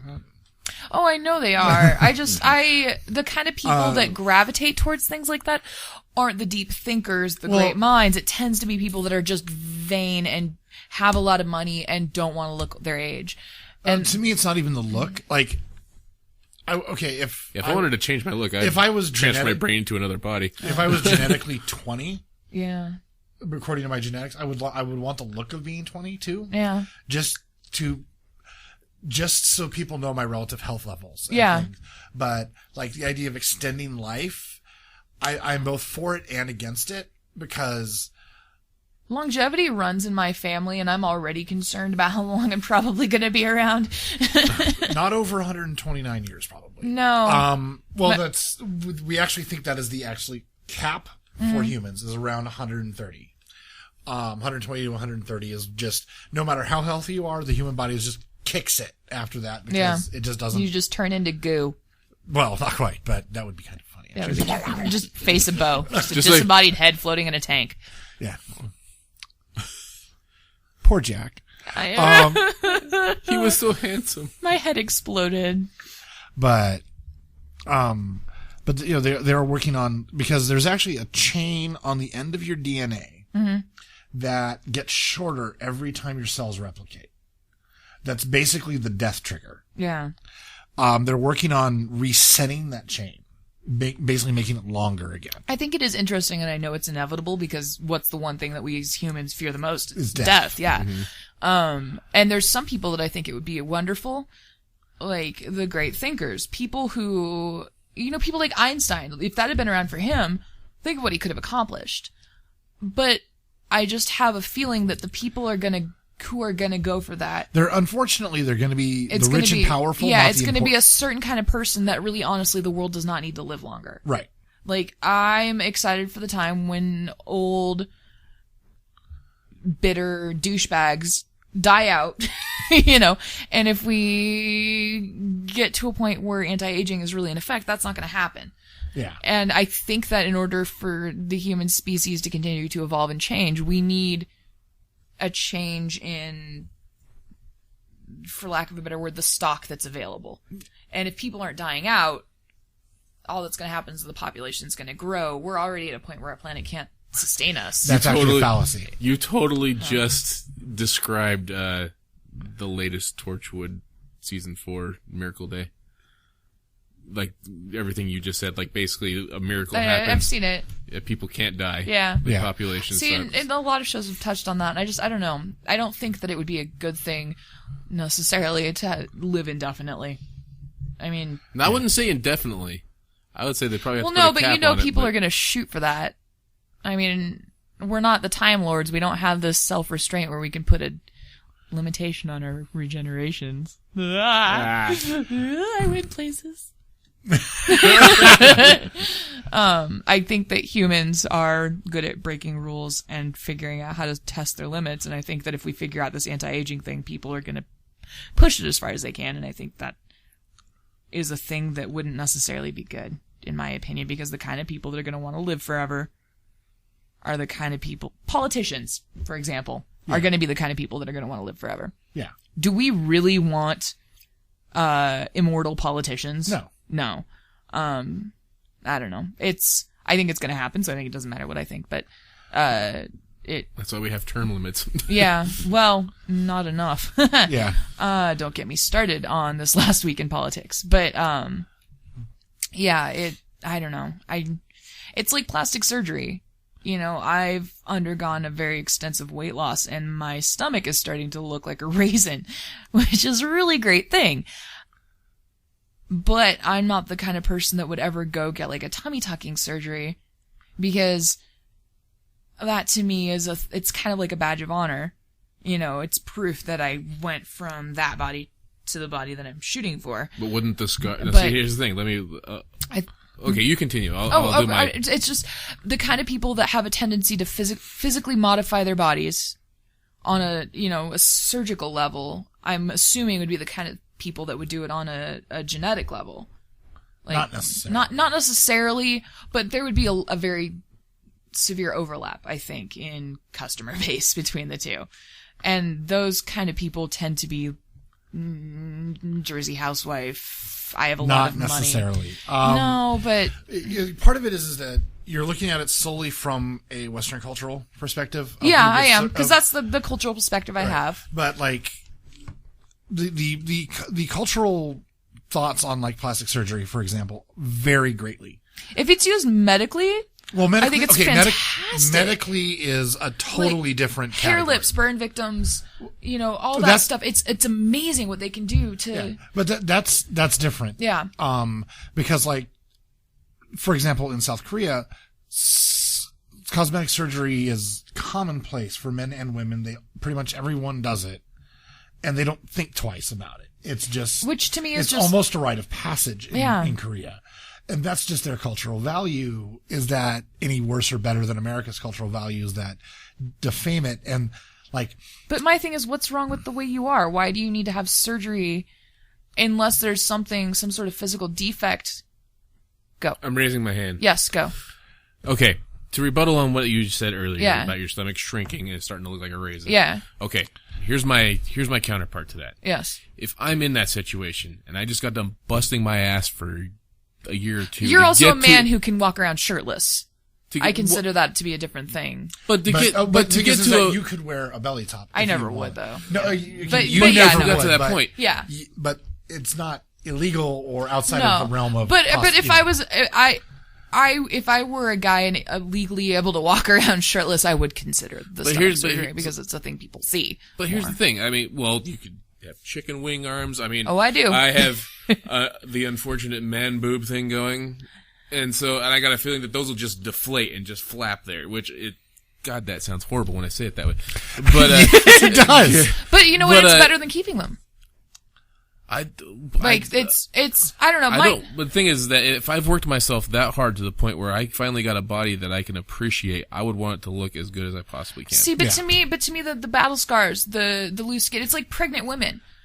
I'll keep it in a jar on my well, no, on my but mantle. It's like I think that if you overcome something physically, like severe weight loss, you should be proud of how far you've come, and instead of as a culture looking at that person and seeing the loose skin and think it's disgusting, we should look at it and be like, wow, that's a strong person who's lost a lot of weight and is to be admired.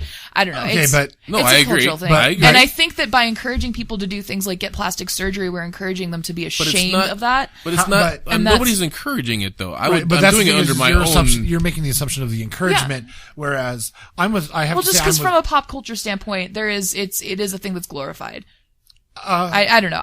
But also the thing is like, I'm with Dustin. I would want to look as good. Not, but then there's like people like Bruce Jenner. Not for yeah, someone on the and that's what I outside. picture when I hear plastic surgery. Is he looks like an 80-year-old woman? Like it's No, ridiculous. there's That poor son of a bitch. Oh God. there's differences in plastic surgery, and I know quality, that. and also what you do. And I know that. As somebody I'm working, one of the things I'm finding that's actually the hardest with losing weight is not the physical activity, it's the mental change. I've never been an athletic person. Our trainer, Kim, has actually told me that she wishes I had been encouraged to be athletic as a kid because she said, you're an athlete. You've just never been an athlete. So I'm working on learning on being inside my body and how my body works. Like I have way better balance than I ever thought I did. I'm better at throwing and catching things than I ever thought I was. Better at running than I ever thought I was because I was a fat nerd growing up. Yeah. You know, a lot of us can relate with that. And as I'm losing weight, I'm learning how to be more comfortable in my body and in my mind too. And I think that that's a thing that should be part of, rather than having something like plastic surgery available for things other than medical conditions, you know, and I consider gender reassignment. Yeah, gender reassignment. I consider that to be a medical condition. Yeah. They're in the wrong body. I've known several transgender people and I absolutely support them 100%. But I think that things like anti-aging, I mean, all the creams on TV and stuff like that even, it's the way that things like that are advertised. I took a lot of advertising classes. So I think I pick up on stuff in commercials that a lot of people might not necessarily accept on a subconscious level. Well, I took commercial art classes in high school, you know, so I got it. Yeah. You know, the way that those commercials are made is they show beautiful women putting on this anti-aging cream. And then women go and they look in the mirror and they see their wrinkles where that woman didn't have wrinkles when she was using this cream. They have, you know, things like that are marketed in a way, at least in Western culture, where they're trying to make people feel uncomfortable in their bodies. And as somebody who's undergoing this change and learning how to be comfortable in my body, it's really frustrating when I see commercials like that on TV that are targeted to make people feel uncomfortable in their bodies when they have way better bodies than I do after I've been working at it for 6 months. So the anti-aging and the plastic surgery thing, it's a hot button issue for me. It just frustrates me because I think people should learn to be comfortable in their own bodies rather than, except for transgender individuals. That's a completely different thing. That's a different topic. If you are the correct gender, I think that you should work on being comfortable in your own body because it's the one that you have. But at the same time, humans are inherently vain animals. Yeah, it's the true. entire point of life is to reproduce. Yeah. So reproduction nowadays is less about it's. Okay, I'm going to call you on it's less about appearance. That's why I stopped in the middle of it, because I realized I was wrong. Because, unfortunately, a lot of women do this, and it is women. I'm sorry to sound sexist, but a lot of women will pick an initial mate that they actually don't intend to stay with forever because they are strong. And they are manly men. Well, yeah, but think about men and the women that they look at and talk about. Let me finish. Okay. They pick those men with the intent of getting genetic material from them for their children. Then go after a stable guy who can make money and support those children afterward without essentially thought to that second guy's cares or needs.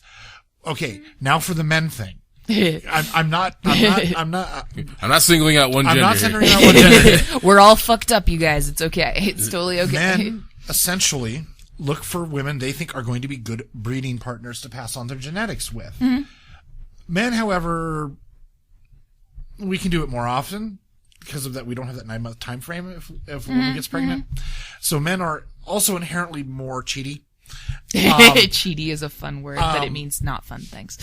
But over a general length of time Chester span. the cheaty. However, once we recognize a kid is ours, most men, not all, because there are deadbeat dad assholes out there, we tend to stick around for the child, even if it goes south with the mom. Mm-hmm. But women will move on with their kids to someone they think will support them. Oh, I much can more think of a easily. perfect example right now that I'm not going to mention, but yeah. So there's always inherent vanity in the system. It's not even the system. By the system, I mean the biological system of the human. So, I think being vain for your own desire to be vain is okay. I mean, if people are going on and being vain and modifying their bodies with the exception of the anti-aging, that's not good genetics, though, which means they're basically lying to prospective partners. Yes, they are. I'm taking my turn, if that's okay. Yeah. Okay. Again, purely here's the thing. I wouldn't go out of my way to cosmetically change my face or change my appearance in any way. That's not the goal. The goal is that I've put in this much work into getting a body that I want, to know that I'm healthy, and I want myself to reflect that. Yeah. I'm not, it's weird. Is it vain? I'm not even Yes, necessarily a little, talking about that as but much as people that do like facelifts. I'm just going to say facelifts. They're fucking stupid. Oh, they're dumb. You look like a jackass when you're done, and you paid way too much money for it. And chances are, if you did it once, you're going to go back and look like a jackass again. Botox. Yeah. That is poison. If you can things wrong. It's botulism, technically. It's not poison. It's technically but like... It's a toxin, not a poison. I am into canning, and I follow the instructions in all my canning books very diligently because I know that if I don't, botulism can happen. And you'll kill somebody. There's people that can go out and pay money to have it injected in their faces. Like, just wrap your brain around that for a second. I agree with that. Like, I'm not talking about like... I'm talking about that kind of cosmetic surgery. I should rephrase what I was saying about like the tummy tucks after weight loss and stuff. I understand why some people do it. I personally, the place I'm in mentally right now, I've never been comfortable in my own body, and I would like to work on being comfortable in my own body with its flaws just because I've never been. Well, that's totally fine. Yeah, that's great. Yeah, so for me, it's not a thing. That's a daily battle on this. Yeah, but later I understand why some people decide, oh, hey, I do want to get rid like of the that people on The Biggest Loser who drop, 300 pounds. That I actually consider to be crossing over into a medical reason for that. Because there's no way your skin can pop back after that. No. I realize that I have really elastic skin. I had my lip pierced for a while. I took my piercing out for about an hour and it closed up. Yeah. At some point, my skin's gonna pop back. Probably. Maybe. If I'm nice to it. Well, if you lose weight slow enough, your skin will catch up with you. Yeah.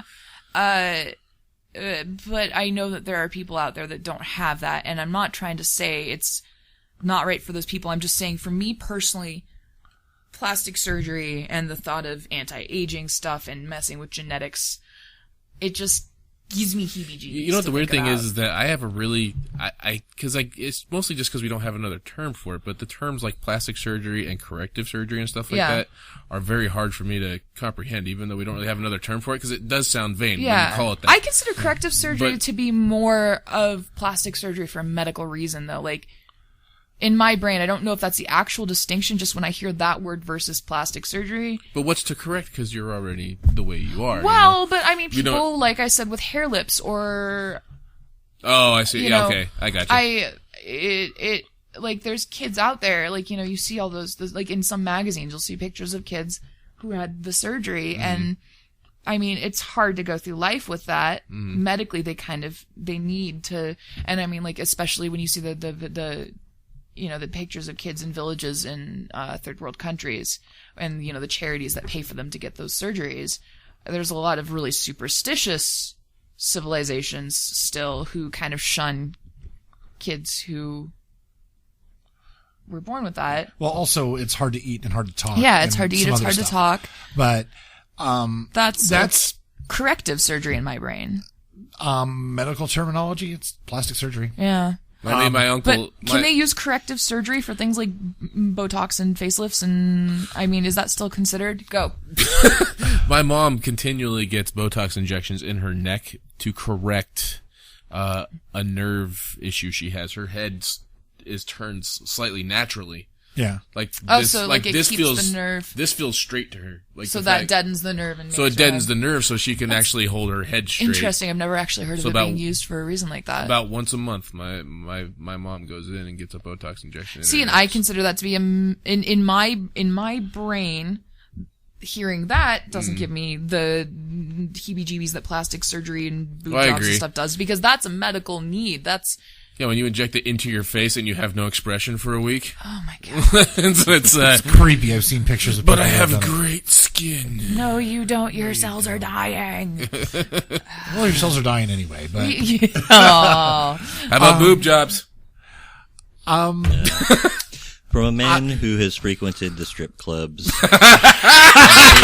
and now Mike speaks up. I love the times you choose to chime in there. I mean, that's the ultimate in vanity is a And- boob job, but I mean, It's uh, they. Natural is better.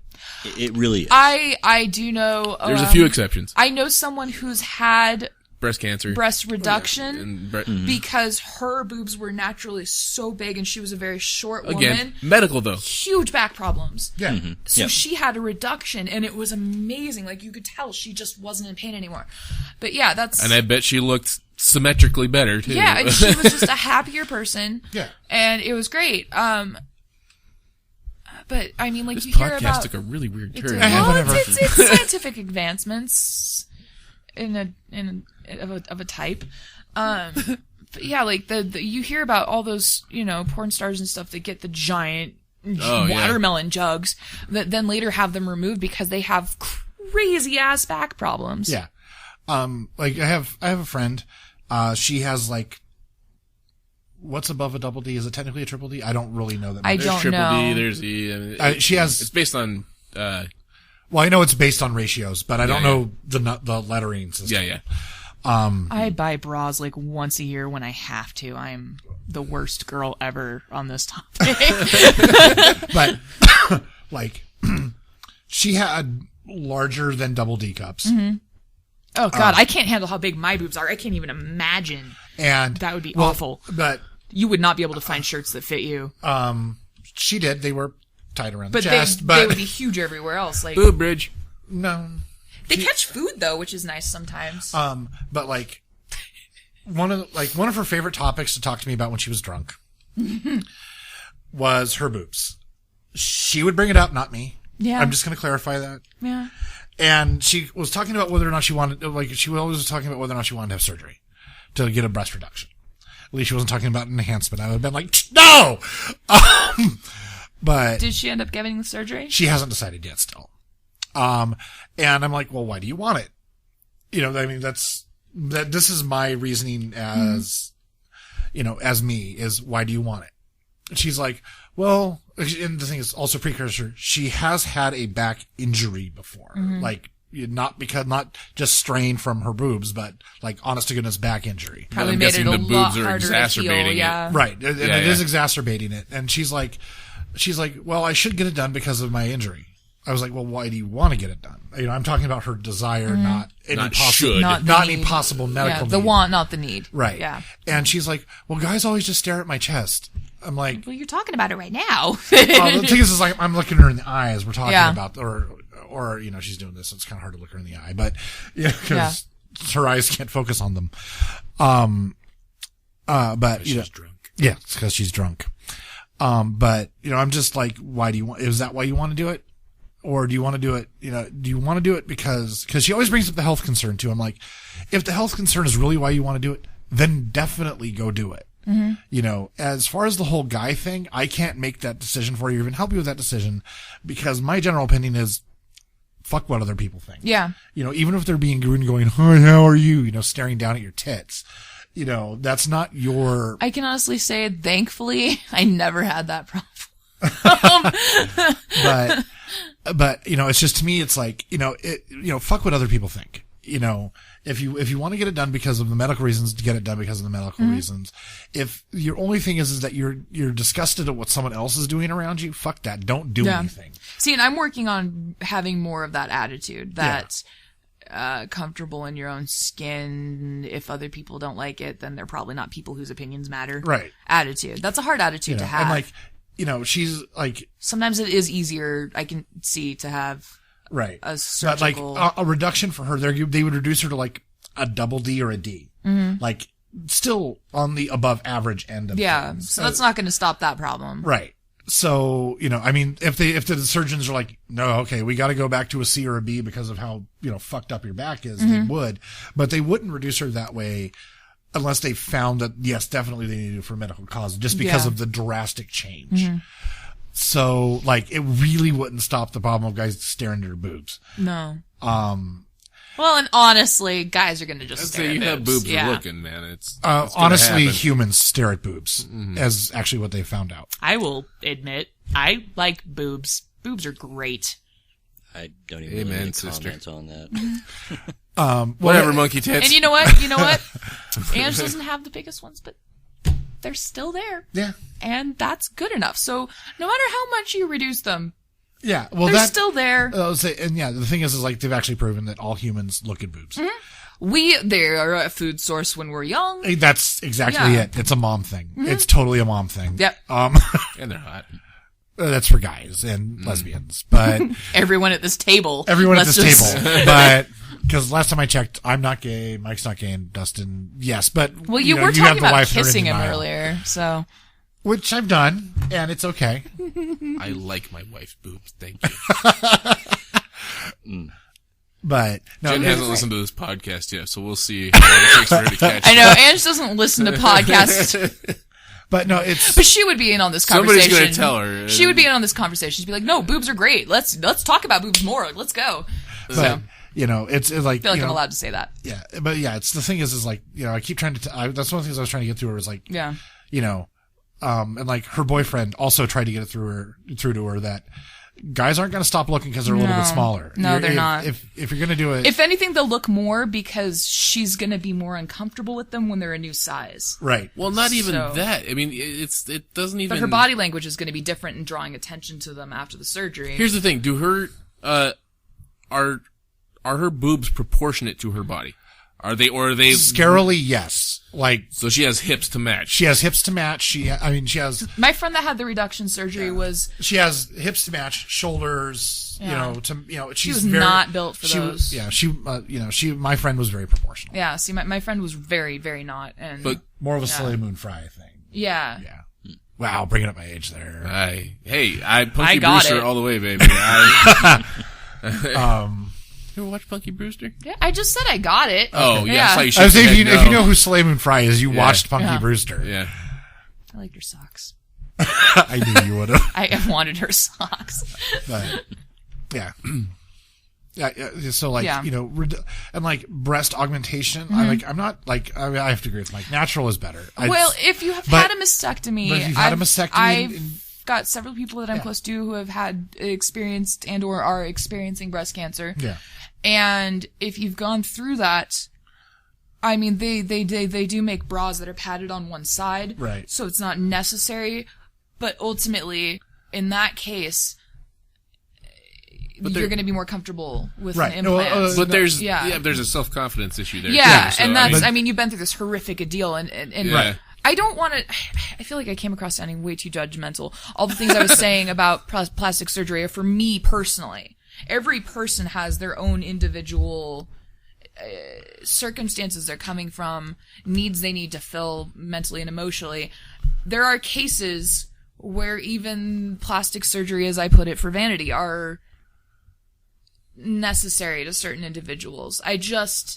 When things like anti-aging get thrown around, I just kind of get my hackles up. here's the thing. I was thinking, we were just talking about technology.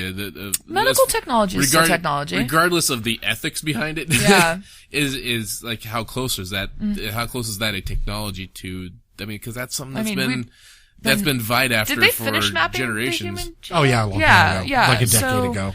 Yeah, I was I remember talking about that in like 10th grade. I was biology. reading an article And that what one happened? Nothing. Yeah. Wah, wah. one of the countries is talking about looking at DNA to pick their Olympic athletes in the future, like looking at the DNA of children. That sounds like That's, Russia. I think it Or was Germany. Russia or the Ukraine, I think.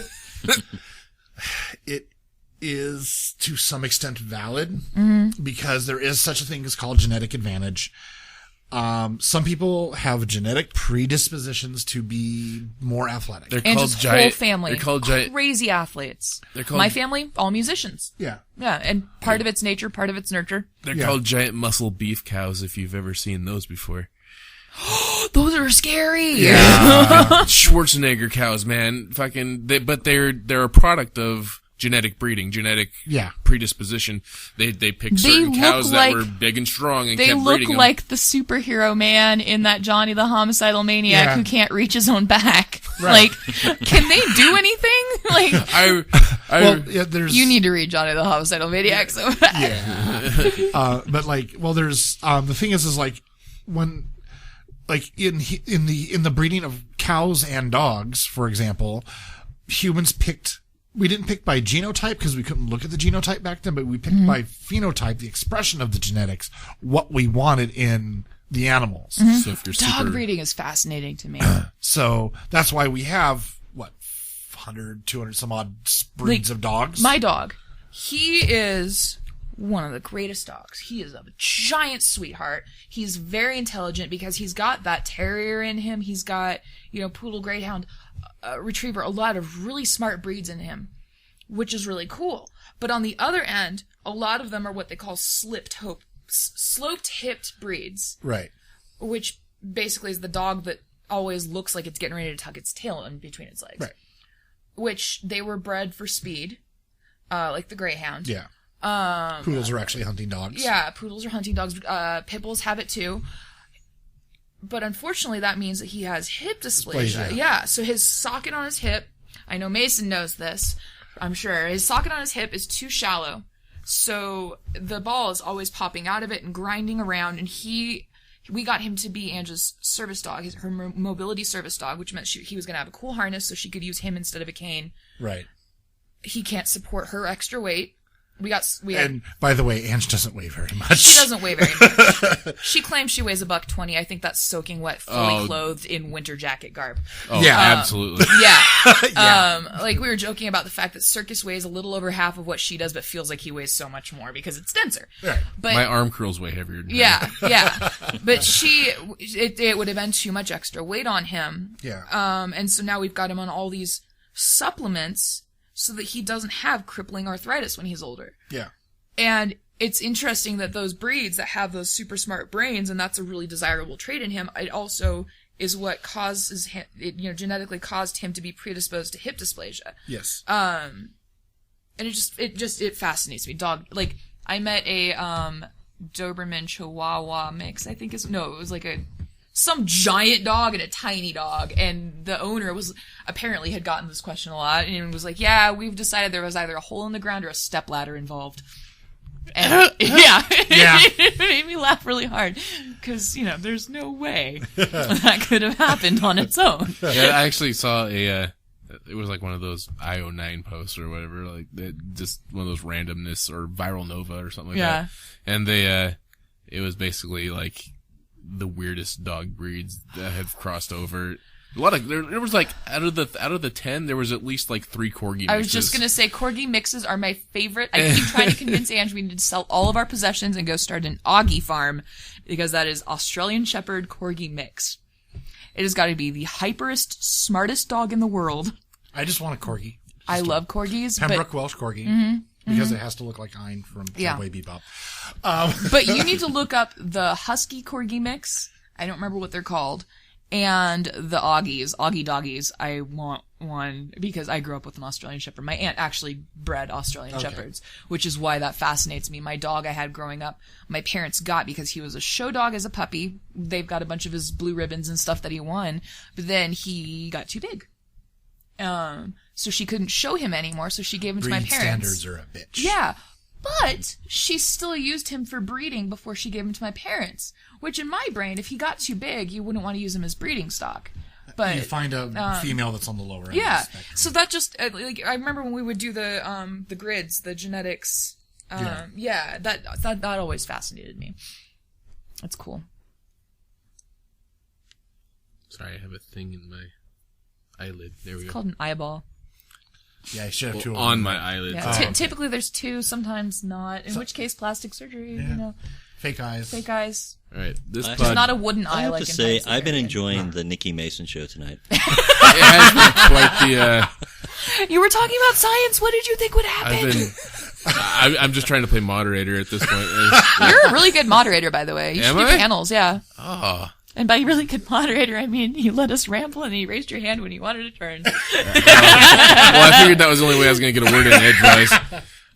So You know, someday they're going to figure out we shouldn't sit next to each other. I don't think it would matter. No. no, because you guys are attached to microphones, so it's not like you're not going to hear each other. Yeah. Yeah. So you guys are going to hear enough of me when we do the D&D game next. So. True. I'm so excited, you guys. So, yeah, So anyway, Mike, what's your technology that hasn't gotten here yet? Oh, yeah. wow, really? 45 minutes later? Yes, I'm Okay. going to finish this because I Yep. want to. We didn't Okay. give them a podcast last week. They get a long one this week. Well, I could split it up into 2 parts, but Nah. Nah. Just one All long right. one. Well, you guys got to suffer for us for. You guys about already 2.5. know my fetish. Enjoy so the Mason I'm and gonna have Nikki to go show. with the Android love slaves. Okay. Nice. Jesus. You want to talk about vanity? Yeah. Boom.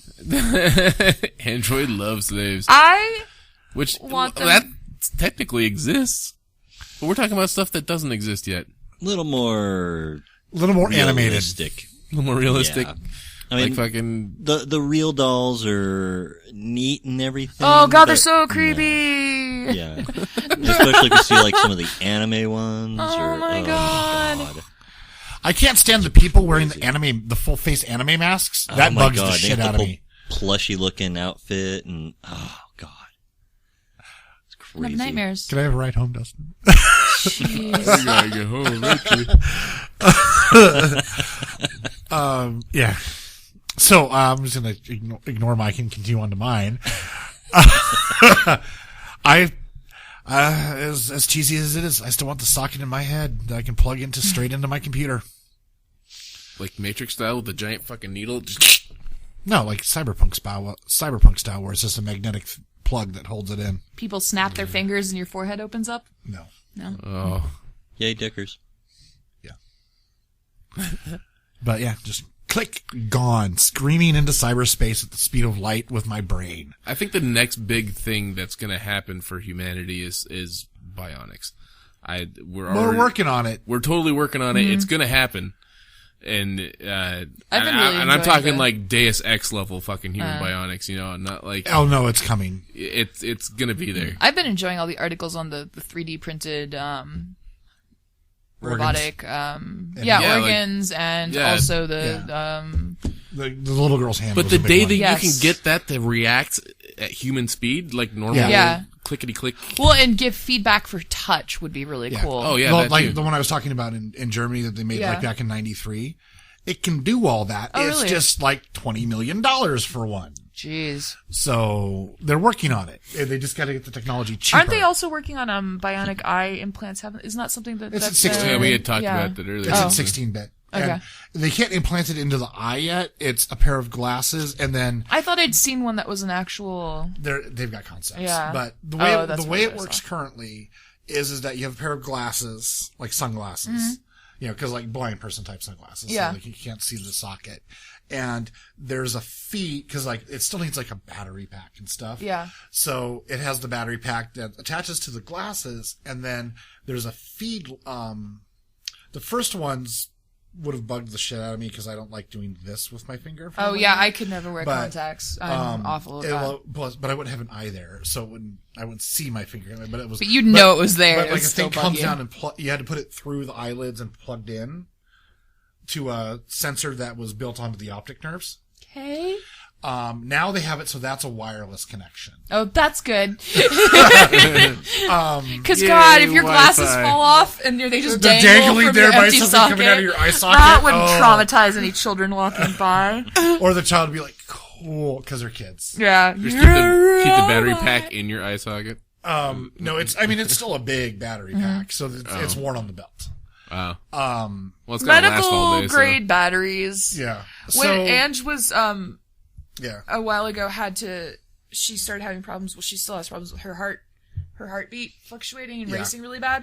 And they had her wear these diodes and it was hooked up to this thing that she would clip onto her belt, and it was constantly transmitting to the hospital. But then every time something happened that you specifically wanted them to see, like every time her heart raced, she was supposed to record it. Yeah.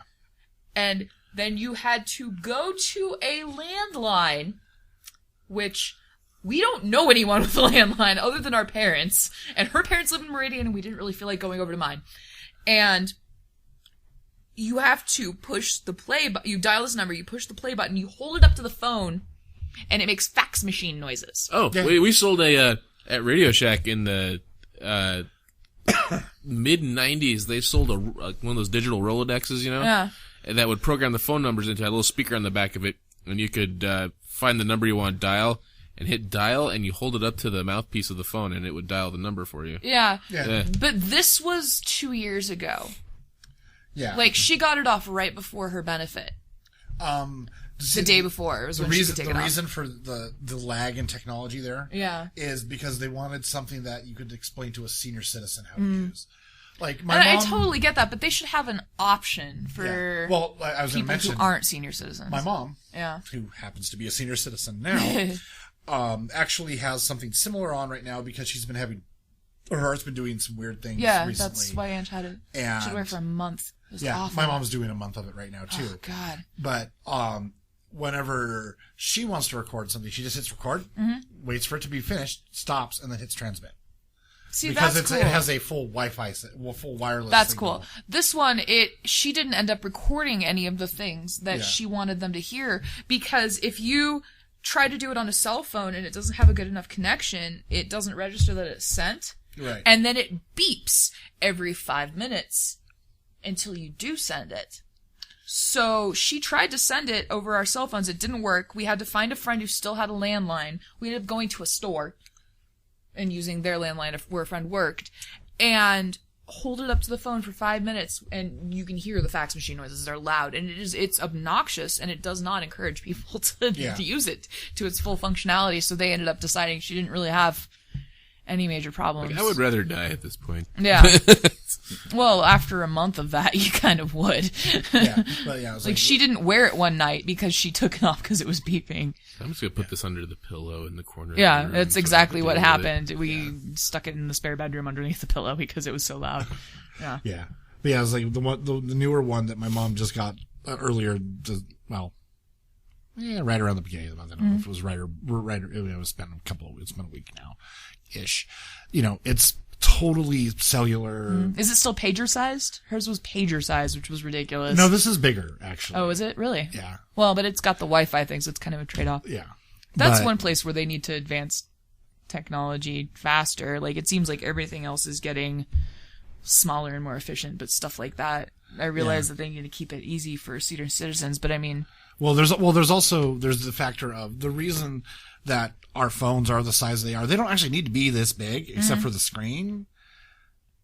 But there has to be the fact that humans have to be able to interact with this device. Yeah, but I mean, those things really just had 2 buttons on them. Yeah. Again, plug that shit into my brain. Yeah. Let my brain register the image, and then yeah, let it come across your optic nerve or something like that. That'd be fucking crazy. What show is it that did the iPhone, and it was like an actual eye, and you go in? Was it Simpsons that did that? Oh, I can't Futurama. remember. Futurama, yeah. Or where it would like project in front of you, like where it looks like it's projecting in front of you, but it's actually like in your field of vision. Yeah. Or was it? It was. Actually, it's funny. I actually saw an article where Google was developing a Google Glass Contact.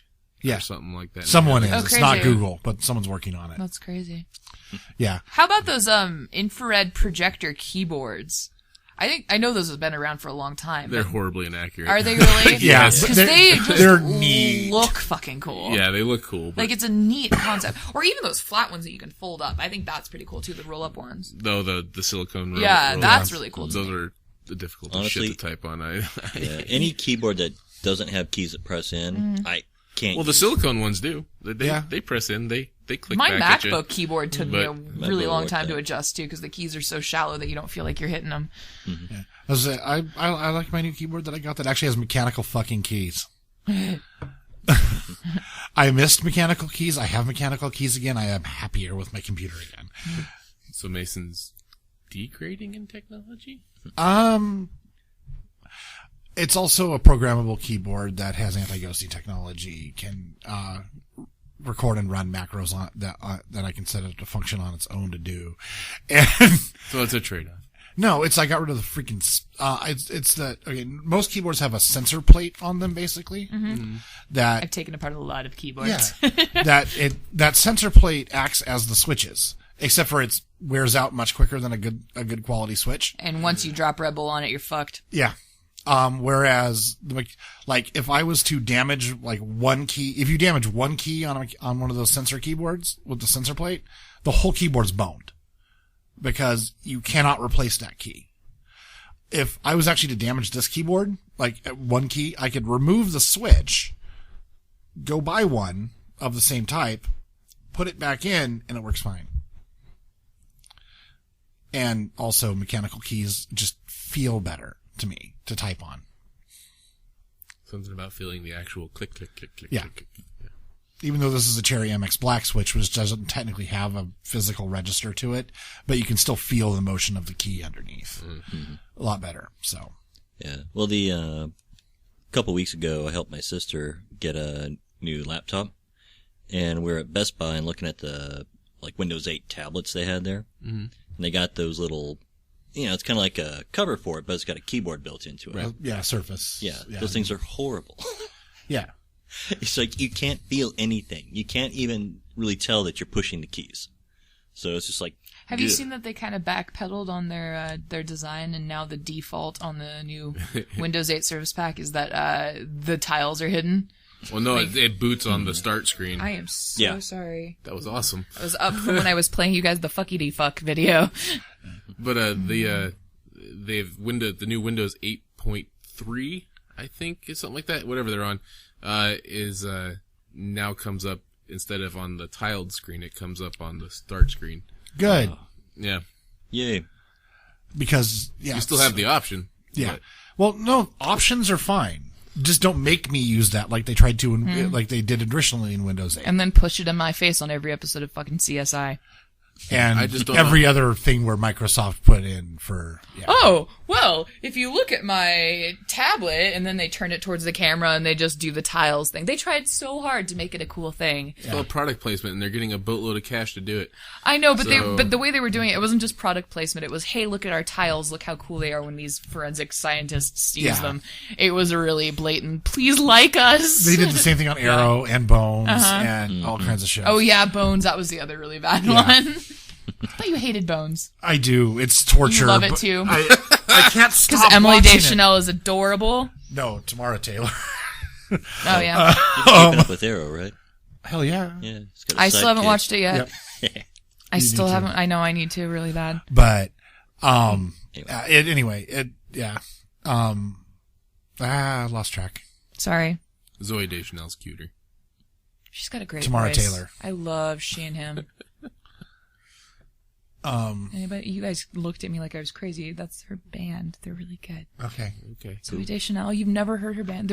Oh my gosh, she's got the most adorable voice ever. I think the Deschanel sisters are just kind of weird and in a way that I don't really care for. I like the quirky. I don't know. But yeah, no, it's, I like have, Tin Man. I have a love-hate relationship with I finished with Tin Bones. Man. Never saw how Tin Man ended. I watched like all of them but the last episode and then just didn't for some reason. Well, they're on Netflix. Yeah, that's what I and- watched them on. And I saw them when it was on TV too. And then I got about the same as you. I watched like the first one, and then I think there's 3 total. I was Yeah. thinking there was 3 or 4, yeah. And watched most of the second one, and then third one, the internet distracted me. Yeah, that's kind of Fucking how I am. Shiny internet. Yeah. You Yes. know, when you stop spending all your free time on Facebook, it's amazing how much shit How you about get done. that for technology that just got the internet? The internet itself. Well, the idea Or of Netflix. the idea of any kind of global information network. Yeah. Huge in sci-fi, and now we have it. Which is weird because, like, well, as far as, Well, some countries I would have a say different even- version of it. Did you see that the Russians got a different version of the opening ceremony of the Olympics than we did? No. Did you see how that last ring, the snowflake, didn't open up? Did you watch Yes. this? Okay, in Russia, fail. they cut in a scene from the trial run that morning where the rings opened perfectly. So in Russia, it looked like it was perfect. Oh. fucking cracked me up. well, and like, don't they have the internet? And then I realized they've got Russian internet, which means they don't have things that are going to contradict their government. Russian internet is actually relatively open, especially compared to China or North Korea. Yeah, China is just Tweeting at 56K bitches. What? Can I North share Korea? this real fast? Yes, I just got a text message from Angela. That's what that loud noise was. And she says, "Did you know that bird is the word?" Apparently Family Guy's on in my house right now. All right. And good night, everybody. Then we'll just leave you with that so you can have it stuck in your head for the rest of the evening. Yes! I'm telling her she made the podcast. Jesus. That was the most entertaining text message I think I've ever And then gotten. I'll somehow cut in the song at the end of the episode so people will send me hate mail. That's Dustin@nerdeffect.com. Yeah. Yeah. I don't know if that song's got open. This is the song that never ends. Fuck you, Mason. That's how it ends. Some people started singing it, not knowing what it was, and they'll continue singing it forever just because. If you guys are going to sing this forever, can I just leave? No. Fuck that. I'm not staying here. Okay, even I'm done with that. Yeah. And then what I should do is just take that, cut it, and loop it. That'll be our news theme. I liked bird is the word better. Man, are we done? Are we good? Bird? I think, Everybody knows that the bird is the word. We could keep this going another hour, but we should Let's really not. kill it right here. Yeah. So this podcast took a really weird emotional turn for about 30 to 45 minutes somewhere along the line. I'm not sure if I need to apologize for that or not, but if you didn't like it, fuck you. I'm really sorry. And, I like this apology there. I'm really sorry if I sounded like I'm really mean and hate people that get plastic surgery. That's not it at all. It's okay, Nikki. We hate them for you. I don't hate anyone. But Hitler. You would have hated Hitler, right? I hated his politics and the things that he did, but he tried to be an artist and failed, and that rejection is what made him go crazy. And no, Hitler was a horrible person. I was like, please tell me she's not trying to justify to justify the Fuck Hitler. Okay. Okay, good. Wow. Okay. So welcome to the end of the show. Yeah. Bird is the word. Bird is the word. This is The song that doesn't. Yeah, this is the show. The show that never ended, you guys. This is Just our leave the mics longest recording podcast yet. My internet bill's going to go up just for uploading it. That's serious, though. Cable One actually sent me a letter saying that I've been using too much bandwidth, and if I don't slow down, they're going to jack up my internet to the next plan. Oh God, fuck Cable One. We switched to Clearwire. They're amazing. Fuck Clearwire. I just don't like being over a consistent Wi-Fi signal, basically. You don't like being over a consistent Wi-Fi signal? No, it doesn't seem reliable to me. A consistent Wi-Fi signal doesn't seem reliable. I'm not following your logic. Clearwire is used over a cell phone network. Yeah, it's great. I've had less problems with it than we ever did with Cable One. I've never had a problem with it, actually. And it'll never max out the speed that Cable One can get. I've never had a problem with it yet. And we've been with them for about a year now. But what do you do with it? We stream a lot of shit. That's true, you do have okay. We don't have the cables. Alright, well, Nikki Anyway. just may have pwned me on... We're also saving $120 a month. Yeah. Win. So this was our Clearwire commercial.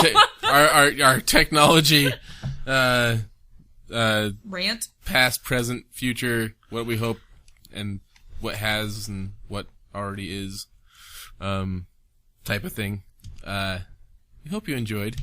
Again, the emotional part was The Mason and Nikki show. we had a Nerdist moment, really. I mean, those guys air their emotions quite a bit. But Lately they happen, yeah. I don't like it when they're fighting. Stop fighting, Nerdist. if it makes you feel any better, Jonah was just on at midnight. And he Oh, was quite good. funny. I need to catch up. I haven't watched it this week. Yeah. So be sure to check us out everywhere. Remember, take the survey. We got a survey. Our St. Baldrick's thing. Nikki is still owning us on. I've raised almost twice as much as all y'all combined. Nikki is What? Nikki's whoring out the most awesome little Critters for critters a thing. cause. The Ooh, we most should put a recent link. being a sloth. Sloth mama with realistic sloth hanging action. Also known as Velcro. Magnets. Oh, magnets! I am high fucking tech, yo. Nice. You sewed in some like rare earth magnets or something? No, they're like purse closures. Like, you know, Oh, those ladies yeah. with the magnet. Little Yeah, clasps. I had some sitting around from when I made purses for some people. And I was like, you know what? Sloth feet.